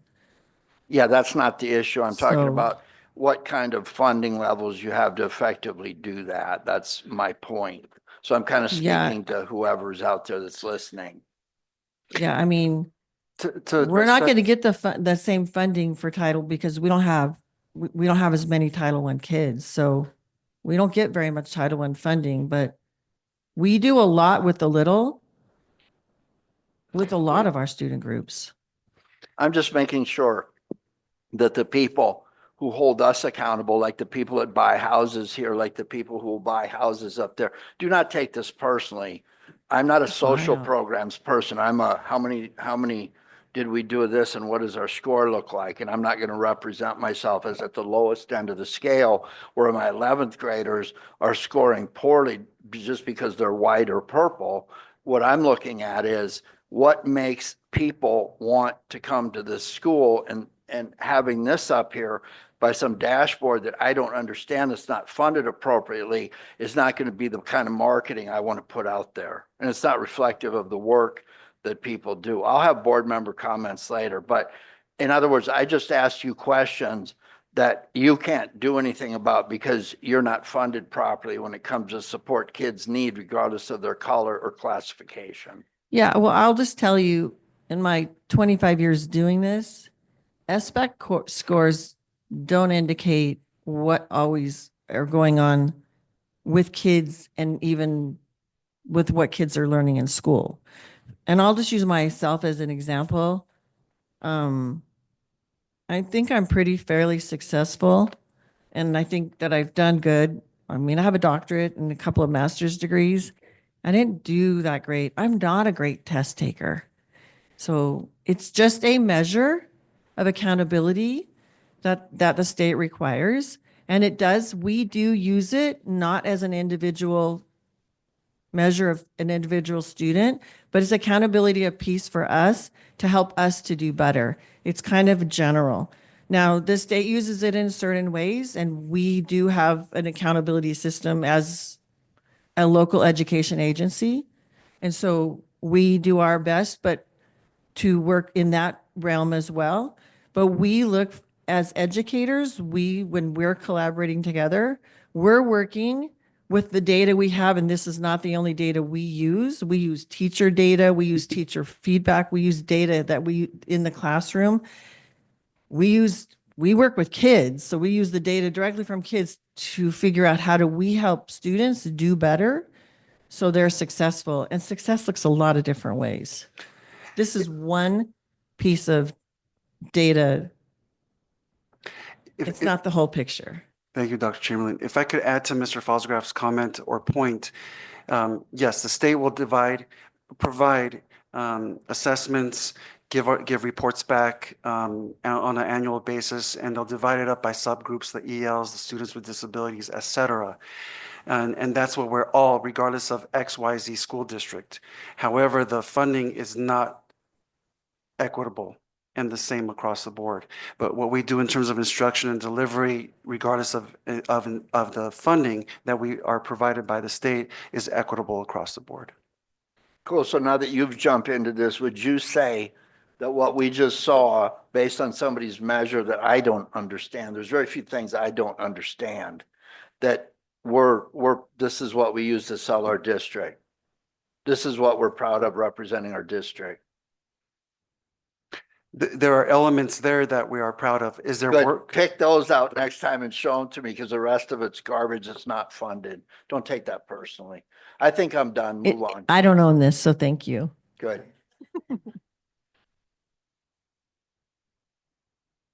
Isn't there an English learner board policy on here? Stick around for that one. I'll just comment that I know when I was taking the CTBS test or whatever back in the day, I filled in bubbles and made my page look pretty. And I know kids are still doing that today. So if there was, you think I'm kidding, year after year, I had no patience with those bubbles. If there was a way to get every single one of our students to take the test seriously, I know we have some that take the test seriously, some that meh, don't, and some that really don't care at all. If we could get those meh and the really don't cares to take it seriously, those numbers would skyrocket. They would skyrocket because we have smart kids and we have incredible things going on in our schools. And I know that there's a large portion that just don't put forth the effort. So I don't have the answer to that because I know I didn't, and I know that maybe some kids that I know they don't take it seriously. So even as a mom, I can't stress it on my kids enough to take it seriously. And they're like, yeah, I was tired. So I don't know the answer to that. But collaboration and how we can get kids to take that seriously. And then next year, our numbers will be at least in the yellow and not in the orange and the red. So. If I may, could I propose that we develop 2 subgroups, title whatever you want, called I care and I don't care? We'll present that to the state. I may be more effective myself in presenting that. Okay, moving on, 10B, first read Vasquez High School Safety Plan. Dr. Sahakian.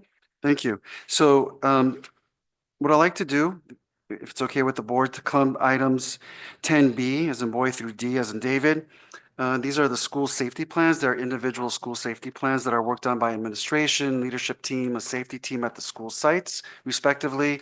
Once they have updates to their plan, which include what are our drills, for example, evacuation, lockdown, earthquake, updated information in terms of who's serving on rescue teams, search and rescue, first aid, and so forth, so on. Once that is updated, that goes to school site council for review and approval and sign off, and we bring it to the school board, to our trustees for review and approval. For tonight, items 10B through D would be for the 3 sites as a first read, and we'll bring it back as an action item for February 27th. Thank you. So that was for 10B, C, and D for Vasquez, High Desert, and Metal Arc School Safety Plan. So we'll discuss all 3 of those at the same time. Is there a discussion? I have nothing. Okay. 10E, first read AADUSD Comprehensive School Safety Plan. Dr. Sahakian. Sure, thank you. So the district has a safety plan, which includes our emergency response to the sites, as well to the district office and staff that are here, and the roles at the district office, anywhere from superintendent to management to classified. We're a team together in terms of our procedures and our roles and responsibilities as a district supporting our schools. Thank you. Discussion? Nothing here. Okay. All right, for 11A and 11B, those were voted to be tabled. And if you missed that part, we are tabling those to have the open hearing and the vote on the trustee area maps until hopefully all 5 of our board members are present. So that has been tabled for the next board meeting. 11C, letter from Los Angeles County Office of Education, right? Los Angeles County Office of Education regarding first interim certification. And this is just for information. I do have the letter here, but the letter was addressed to Ken Falsgraf. So I'll go ahead and let Ken speak on this. Thank you. I've made a habit out of reading this into the record. This was sent to me dated January 10th. I'm hoping that LACO has been updated as who's the president now. But it says, Dear Mr. Falls, you have pursuant to Educational Code EC Section 42131, the Los Angeles County Superintendent of Schools, County Superintendent has completed our review of the Acton Agua Dulce Unified School Districts District 202425 first interim report. Our analysis of the data provided indicates that the district should be able to meet its financial obligations for the current fiscal year and subsequent 2 fiscal years. We therefore concur with the district's positive certification and offer our comments below. They talked about deficit spending and highlighted labor contract negotiations. I will read the conclusion. Thank you for providing documentation that supports the district's positive certification. The multi-year projections with narrative and assumptions were helpful in our analysis and verifying the district's financial condition. This information provided reflects the district's financial position and assumptions as of October 31, 2024, and further adjustments will be made during the year as additional data becomes available.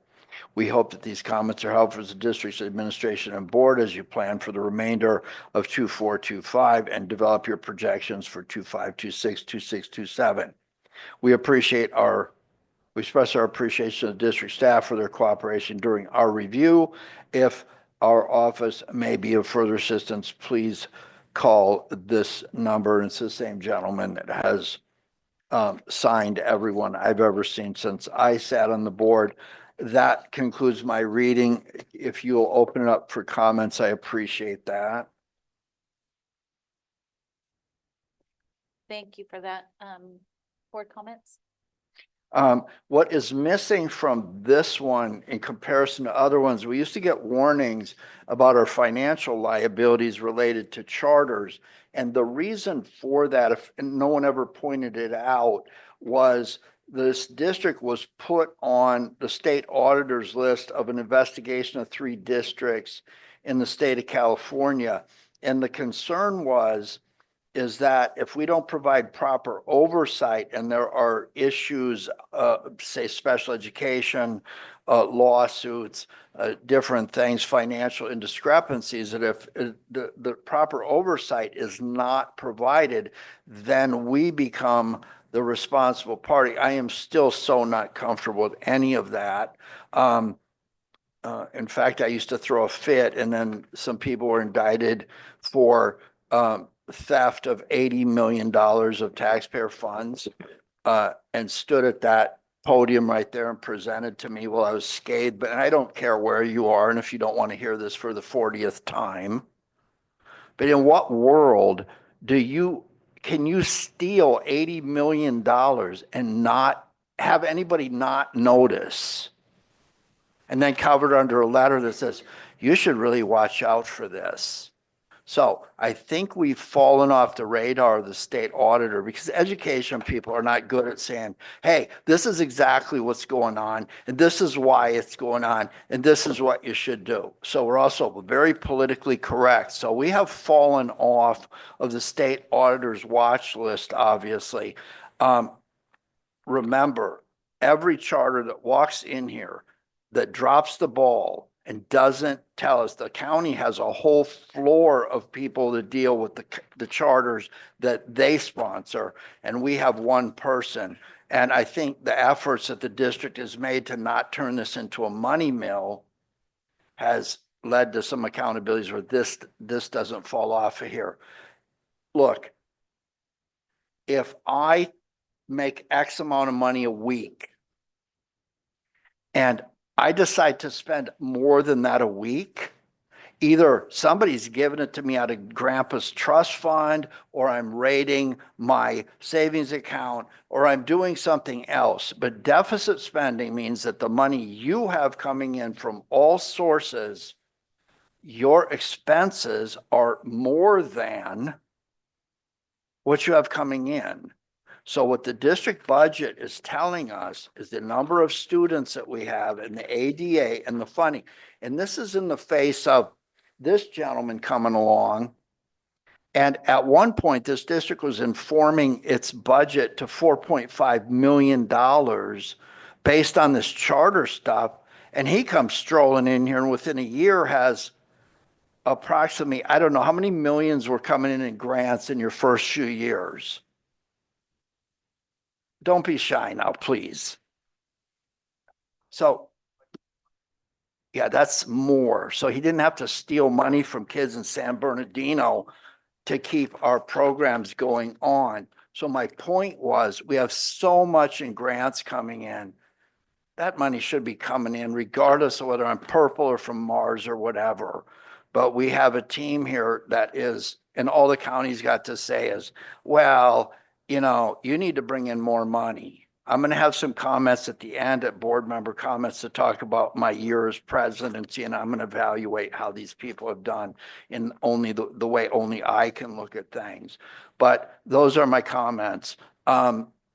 You've done really good here, Kai. You weren't juggling money around in Fund 40 and whatever and all that kind of thing. And back to the old days. Okay, Miss Owens, I owe you this one. Remember the days when people would move money during negotiations so it would look like the district had less while you were trying to negotiate? I mean, come on, I've seen it all. I'll stop there. I've read the letter and I won't have to read it again probably. Next. Any other comments? Thank you very much. With all my heart. 11D,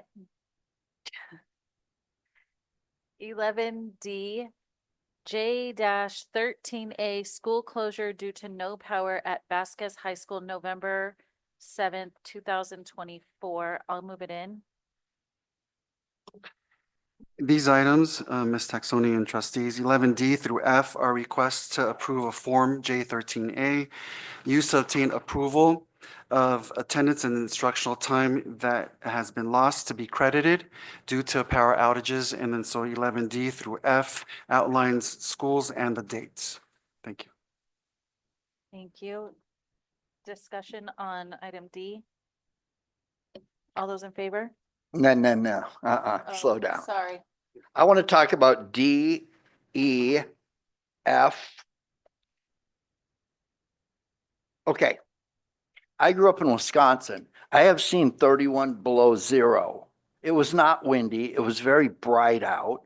I still got up and did my paper route. I made $5 a week. I was John D. Rockefeller. I have never seen the number of school closures that I have seen in this town. Never. I got a notice. I understand everybody's frustration, but let me bring this home for you. I manage a resource that anyone else who does what I do in Pacific Palisades, in Malibu, and up in Altadena, those people are in deep trouble because the trees is what started all this. So I was living that in my town. That's what I do for a living. I'm still employed today. There are people who have no homes. They don't even, this is the second board meeting in a row, I will say the word, they don't even own underwear. They are sitting out there on a curb. Everything they have is burnt down. They have nothing. Absolutely nothing. So when you write me emails like I am Edison, if I were Edison, I think your bill would be less and I don't think there would be coffee shops full at 10 o'clock in the morning. Ooh. So at the end of the day, I don't understand how I can be on Red Rover and I'm the only one in town besides my school that has the power shut off. I don't understand how we don't have continuum where somebody who laid out the circuit said, oh, yeah, this town's been here since 1860 something. We're the second oldest school district in the nation, or in the state of California. Okay. I think the old Soledad School, I don't think they had power. I think they were running by candlelight. Who knows? I'm old, but I can't ask the teacher. Her name was Nettie Johnson, by the way. So in what world do we have more shutdowns? I guess the wind just started blowing in Acton. I guess it snowed for the first time in Acton. I have never seen a fire copter fly over my house or tankers. I know besides every year. What made this different? Well, I think people are afraid because when you see whole neighborhoods burning down, I don't know. So I'm not going to freak out at Edison. But at the same time, there's no dependability in the power grid to our school. That's the bottom line. I don't care who says what or who is inconvenienced. It gets to a certain point where this staff, when they get a call from somebody and they say in 5 minutes, we're shutting your stuff down, it's his job to make sure that kids go to school. There's a connection between him doing his job and the teachers coming to school and those purple boxes we just talked about. There's a huge connection when you're jumping 5 and 6 days and you can't provide things. So the next thing I want to talk about is the power. I sat out in the audience for 5 years. I watched every drawing of the bond that funded the high school coming in. There was a lot of dirt work done up there. I'll leave that alone. But the project was very expensive. The budget was not huge.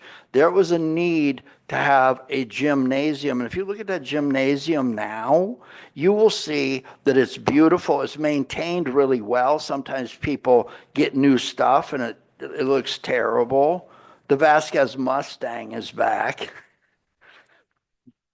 Oh, I have a story for you. There's a video out there. I was bribing a horse in Sylmar to tell me where it was. But everything was, I think they finally voted on option F.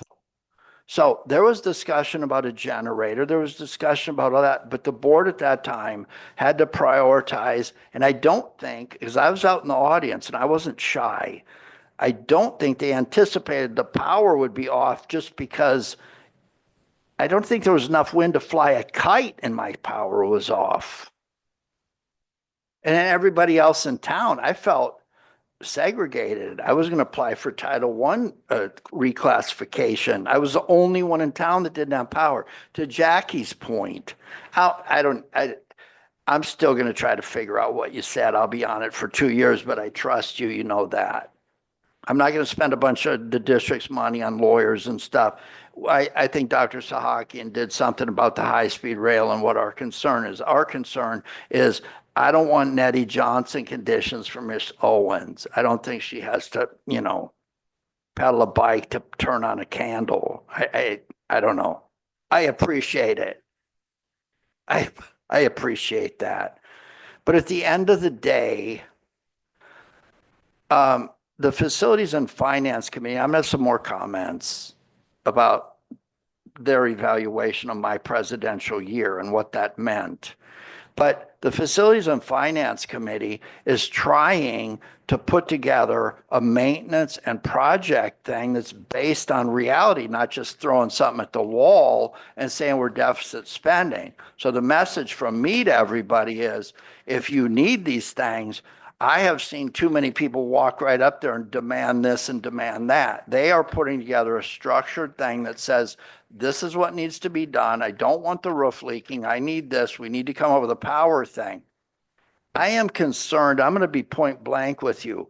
We have people in this town, if you say the word battery, they think you're dropping San Onofre here. So I'm very concerned about that. I think the Finance and Facilities Committee, I don't have to tell them this, they're already doing it. They have to look at the contract that was made between the power purveyor and what we can do to put batteries in there and how that's communicated to the community without it blowing up and going, oh, you can have batteries at your school, but we can't, no. I'm not interested in your free backpack, by the way. So you want to explain that? No. Okay.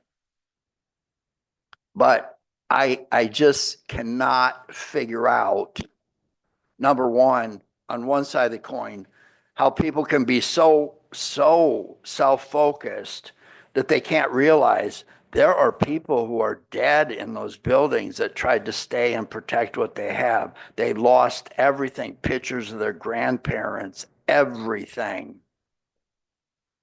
And I'm getting these nasty emails. I like them. I don't like Friends. It makes Christmas really, really cheap. So those are my comments for all of these. If you'd like me to repeat them for each one, I would love to, because there seems to be a whole month that we were robbed of ability to teach kids. We have schools so kids can learn. Let me explain something to you. Again, I'm not a big social program people. I don't expect you to care how I feel. But here's what I want. I want a first grader, kindergarten. They didn't have kindergarten when I was a kid. I want a first grader to walk in there and feel safe. Then I want them to go to second grade and feel safe. And then when they hit third grade, I want them to go, wait a minute, that what they're saying to me is going to get me on the path for somebody to be silly enough to pay me for something I love to do. And you reach the kid and you say, hey, look, learn this, read this, be this. And then when you graduate from our school, I want you to go to college. I want you to go to trade school. I want you to go to anywhere. But go out there, get a job, pay taxes, buy a house, get affordable health care, and then sit down with your family in the evening at a table and enjoy life. That's what I want for our kids. I don't know how that fit into any of this, but who cares? Turn the power on. I'm not going to buy the best system. Just turn the power on. Can we jump a wire? Hey, do you know whose house? Was your power on? It was, I can tell. Yours was? Well, run a wire and run an extension cord from his house to the school. Come on. We were out 18 hours that whole time. That was it. Yeah. Well, are you suggesting that we should have school at your house? Is it DSA approved? Okay, guys, I'm sorry. Go on. Okie dokie. We will vote on these one at a time. Can we vote on them all at the same time or vote on them one at a time? I We'll would just do vote one at a time. Okay, so we are going to vote on 11D, the school closure, November 7th, 2024. Falls Graph, aye. Maze, aye. Jesus, aye. Brianna Taxoni, aye. DeJillian, aye. Moving on to E, J-13A, school closure due to no power at High Desert Middle School, December 23rd, 2024. I'll go ahead and move it in. Second. Wait a minute, this is a different school. I'm sure the sentiment is the same. Falls Graph, aye. DeJillian, aye. Maze, aye. Jesus, aye. Brianna Taxoni, aye. F, J-13A, school closure due to no power at Vasquez High School, January 14th, 15th, 16th, 21st, 23rd, and 24th, 2025. I'll go ahead and move it in. I'll second. Call for question. All those in favor? Falls Graph, aye. DeJillian, aye. Maze, aye. Jesus, aye. Brianna Taxoni, aye. All right, 11G, purchase of serving line counter. I'll move it in.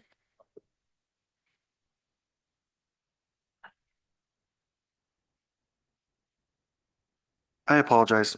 Purchase of serving line counter, that would be for High Desert. And since our Assistant Superintendent, Mr. Nguyen, is over food services as well, I'll turn it over to him to provide a brief description. Thank you. Yeah. Thank you, Dr. Salkin. The line service, the new serving line will replace the outdated serving line at High Desert Middle School. And this will expand the salad bar as well as providing options for hot and cold meals for the students. So I'm asking the board to approve the the new serving line for High Desert. Thank you. Any discussion? Call for question. All those in favor? Jillian, I. Falls, you aye. Mays, aye. Jesse, sorry. Brianna Taxoni, aye. All right, Board Policy and Administrative Regulation 12A, first read, Board Policy 6174 BP and Administrative Regulation AR, Education for English Learners. This is a first read. Dr. Sahakian? Thank you. As a general rule of thumb, CSBA, California School Board Association, they provide districts with recommended language for updates to both policy as well as administrative regulations. That's what our board approves, and that's what we adhere to. The administrative regs is kind of the how to execute policies. Tonight, for the first read for policy update for our BP and AR for education for English learners, the overarching, there's some language that is being striked out per CSBA. For instance, language that is being removed pertaining to parental exception waivers, type of instruction, and program evaluation. The updates in terms of recommendation from CSBA includes sections on the LCAP as well as DLAC and ELAC committees that would advise the direction for our English language learners. Thank you. Thank you. Any discussion? None here. All right, board comments. Paul Scrapp? There you go. Here we go. If I lose it during this, just be patient. I left the board meeting on October 24th, and at that point, I had was basically dealing with this ongoing thing of people being bullied, people being attacked, and all that kind of thing. And I thought at the time, I didn't know that the daughter I was talking about would be dead 10 days later. I didn't know that. It wouldn't have changed what I said. Here's what I will say. It is about time when we're talking about social programs, about who, what right I have and what makes me special and whatever. I think it's about time that when it comes to people who are having problems, I explained what bullying is, where it starts, where affluence is, and where affluence takes it. Grab the thesaurus on that one. At the end of it, people want to feel like they are valuable, and beating people up is a way to feel valuable. And I think that what ends up happening is one of the measures in the weirdo Hollywood Squares presentation we saw was, oh, your suspension rate. When you track suspension rate, what it does is it basically forces administrators to say, oh, I need to kind of, watch how much, because I don't want to look bad on the score that means nothing to anyone. So when we start having to look at, you have been in 5 altercations, you have attacked 5 different kids. We finally got what we need. Now we're going to throw you out, and we're going to send you to, I don't know, one of our charters that we used to make money off of. And then you're going to go over there. You got brand new people. Most of them have similar challenges, and you create people that end up in prison that he has to manage. He doesn't look like a cop to me. He acts too good to be one too. But in the end, there are different ways of approaching this. And I asked a question about ADR and how do you take someone to sit down and make sure that the person who's trying to manage the problem has the support they need, rather than having an abacus for these kids to throw them out the window. So think about that. let's be progressive. It's not just, keep the count and then throw them out, pitch them down the road. That's not what works. It's said that I ramble on, but people that know me all of a sudden go 6 months later, they go, oh my God, bing, bing, bing. It lines up like constellations. And I'm going to do that for you tonight. A number of years ago, I was so happy when someone started a program called Know Your District, because I get tired of whining. And so, I heard this. Well, I heard that Santa Claus and the Easter Bunny and the Tooth Fairy are going to be at my house tonight too. Y'all should come over, right? No, I wanted the truth to be known. I didn't need a certain small little group of people to control the information and put it out there and villainize everybody and make this district look like something I shouldn't be proud to serve on the school board. So people would come in. Here's the superintendent. Here's the person that thought of the strategic plan. Here's the counselor. Here's the special education director. Here are all these people. So if you want to gossip, they're right there. Ask them questions, see them as people. And at the end of the program, they took someone and brought them in. And the board member that year would have been the perfect person, but Brandon couldn't be the one. So they took somebody that was at Vasquez during the trailer house days, who went out and ended up being in a college in a little town I used to live in Missouri when I was in 2nd or 3rd grade. And he came back to town. And so remember the rant I went on a couple minutes ago where I want employable taxpayers out there with houses and happy families that sit around and eat. That's what makes a measure of success. Okay.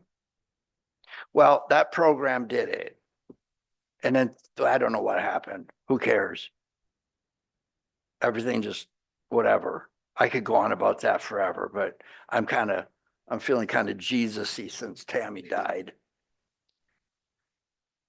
So I have fought and fought and fought to get subcommittees. So during my presidential year, I got my subcommittees. I want to talk about this gentleman and Mr. Mascon. They actually went around and put their feet on every square foot of every building in this district and evaluated staff performance. And then came back in here and gave them a scorecard that couldn't be refuted. Well, we get Williams reports. That tells us where we don't have the right facilities, where educational materials are lacking and whatever. Got a clean bill of health. They have identified a couple of things that we just can't ignore. And so they, for the first time, have put a budget together to say, we really need, these are keep the lights on things right here. And they have had continuous meetings. I don't even know what they said. I'm not going to babysit them. They're adults. My babysitting days on this board are over. So one of their first focuses was, are your kids safe in the school? Well, they talked about that. They looked at the IT system. Are your kids safe on the district's computers? Safety was their focus. Kids cannot learn if their classroom is not safe. I've always said this, there's a triangle. You've got facilities and finance, you've got education.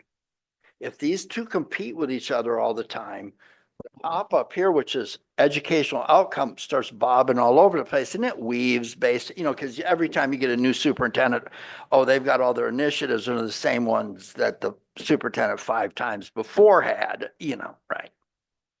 But when that turbulence starts turning into a vortex and flipping out all over the place, you are not going to have educational outcomes, the one that produces the taxpayers and the happy families I just told you about. I want to talk about the education committee. That could have been such a disaster because people, I think that the kids should be learning this. And no, what did they do? They went right to, are the kids in a safe learning environment? What does the curriculum look like? So again, you got safety. And so we are not going to be able to attract people in here if their kids don't feel safe. Okay. Now we have the policy and management group. And what that group is about is if we need to review things like expulsion policies. I'm going to go into a little bit here. Bear with me. It's important you hear this. There are rules that people have to follow when it comes to certain people that fit in certain boxes. So if I have a behavior that requires the support of an IEP, and my behavior is associated to something I did, and I have requires a manifest determination hearing, and I don't have that. I've just opened this district up to a federal lawsuit. But I've got somebody in the office. I really think that that kid should be suspended. So I'll call up my school board guy and then I'll hammer on him to get the kid out of here before the process is completed. And then we end up paying $16,500 a month to send somebody up in Utah because a lawyer says this is not defensible. This is just an imaginary situation, by the way. And then I'm wondering why I can't fix the air conditioner or buy a generator. So in my presidential year, I did not make the last two meetings and being president. I didn't need to make it here. These people had it all under control. These people, I was so supported by the educational community here, by the community at work, and by this town in what I went through.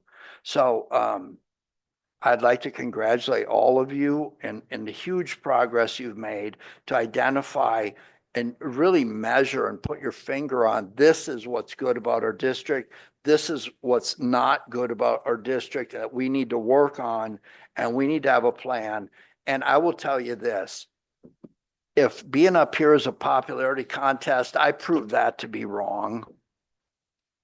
But we don't have enough people that want to sit on the board. And so if you decide you want to be the most popular person in town, I'm going to sit on the board. And it's like, here's the next dummy that can push my hidden agenda, right? Oh, yeah. Well, he's not doing what I wanted him to do. You know, that group. I don't think I ever fell for that. But at the end of it, until things are defined and everybody knows what to expect and those become measurable, it's all just throwing something at the wall to see what sticks. You guys have done exemplary work this year. I have never had such a cohesive board, and you're still all young. That doesn't mean I endorse you either individually or collectively, but guys, thank you for being there when I needed you most. And I will end it with this. When it comes to your kids, make sure what you say to them every time, don't listen to this. Don't bribe her. Do not bribe her. Well, you haven't heard what I'm saying yet. Make sure that that everything you say to your child, make sure it's acceptable to be the very last thing you would say to your child. Okay, give me the 20 now. Okay, guys, thank you. All right, that's hard to follow up, but all right. I just wanted to congratulate the Vasquez basketball team on the late league title. That is great. I also want to thank the Vasquez counselors for the college prep night. I did go to that for my daughter and they did a great job. A lot of information real quick, and they are very much ready and prepared to get our kids to the next step. And thank you, Miss Owens, for being here and, you know, taking care of our kids and getting them to the places they need to be. I appreciate it. That's pretty much what I have right now. I'll keep my comments brief because my horses are probably hungry. But thank you, Ken, for those kind words. I do appreciate all you do for the district and how you mentored me when I first got here. I do appreciate all you do, in a good way. Also, thanks all the staff and for their hard work for the past year and the year to come. And with that, I'll pass it on to you, Brianna. Ken, thank you very much as well. And that last statement is probably going to sit with all of us for a long time. So I'm very glad to have you back at our meetings, and thank you for what you do, and thank you for sharing what you share with us. I also want to thank Miss Porter's third grade class. They had a math event today that I was not able to make it to, but I do want to thank them for their absolutely adorable personal invites. Every single student wrote a letter to the board, and then it was emailed to us. It's in their own handwriting. Just adorable. My favorite invitations I think we've ever gotten. Very cute. So thank you, Miss Porter's class. Thank you, Miss Porter, for putting on that math event. The kids seemed super excited. I hope to see pictures or hear how it went. But that seems very, very cool. So thank you for the invites to your math event, and I apologize for not being there. I did get to visit Meadowlark for their last day of their kindness week and for their assembly. Super cute. The slideshow was absolutely adorable with the kids that were interviewing each other, and the pictures and the boards that they all made where kids are writing on the walls of things that they're different ways to be kind and all that. Just super cute things going on there at Meadowlark, and then watching them all get up, the amount of giggles watching them do Zumba, and it got kind of slow for a while, and you could see the kids were getting kind of buggy, and then they got up and did Zumba, and every kid was into it and dancing, and the staff in the middle of all these little kids just dancing along. It looked so fun. Perfect way to end Kindness Week. Jackie was there. You keep nodding your head. Jackie was there. She witnessed. It was a very, very cool event to stop by. And then I did get to stop by the other schools, but it was after school. So I said hi to office staff at High Desert and Vasquez, and always fun to do that. But it was after school, so I didn't visit classrooms or anything, but it was still fun to pop in and say hi. Counseling week was last week. Our school counselors are really, really fantastic. So I just wanted to thank our school counselors and really highlight them for all of the amazing things that they do. So thank you, and happy school counseling week to them. And then I wanted to touch on Mr. Watkins being the namesake of the High Desert Field. And you said that we'll vote on that next week, but I just had to admit, he yelled at me. He was my PE teacher, and I can as soon as I see his picture and when I was working there and he came in to be an interim principal, I can still hear him. Willard, and he had this crack, and I won't tell you what I used to get in trouble for, but he used to yell at me a lot, and I could still hear the whole thing. He was a great teacher. I didn't have him as a principal as a kid, but I did have him as a PE teacher, and he was fantastic. And I can't think of any person that's more perfect than Jerry Watkins to name that field after. I'm very, very excited to vote on that at our next board meeting. So Michelle, thank you for these, sorry, Mrs. Van Ornum, thank you for these invitations. We will be there. I'm excited for that. It's going to be very cool. And that's all I have to say about that. So 14A calendar, we have our next regular board meeting on February 27th. And then after that, regular board meeting on March 13th. Is there anything to add?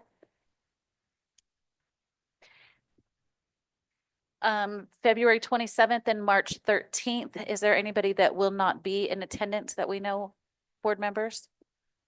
Beautiful. Moving on, 15A, future agenda items. We have Meadowlark presentation, ELD students reclassification, quarterly strategic plan report, CVRA updates, board policies, and administrative regulations. Do we have anything to add? Not at this time, Ms. Taxoni. ELD students reclassification, we took care of that tonight with the celebration, just to clarify. Thank you. All right, we'll go ahead and cross that off of future agenda items since we did do that tonight. Do we have anything else to add, board members? Sorry, Mr. Fallgraf beat me to it during comments, but I wanted to, is it okay? May I talk? Okay. I wanted to touch base on what he said earlier. Now, I know that I might be the only student who feels this way, but one of the biggest reasons that I do want to wake up for school and go to school as a senior who's soon to be graduating are because of my teachers, Mr. Tabbitt, Mr. Sparks, Miss Maddox, Miss Walker, and Miss Owens. They are the best teachers ever. And yeah, that's all I wanted to say, because I never thought as a 17-year-old senior, I would be excited to go to school and read Frankenstein. I never thought that a teacher could get me to love reading Frankenstein. And now every time we're in class, I'm like, can we read more? Can we read more? She's like, the bell's about to ring. But yeah, anyways, that's what I want to say. Oh, and it's great to have you back. Are you sure? Yeah, I'm so sure. I'm so sure. No, genuinely, so sure. Okay. Good night. Thank you for sharing. All right, if that's everything, we'll go ahead and move to adjournment. It's recommended that we adjourn the meeting at 9:49. I'll move. I'll second. My pen is running out. All right, call for question. All those in favor? DeJillian, aye. Falls graph, aye. Mays, aye. Just to say. Brianna Taxoni, aye. We are adjourned at 9:49.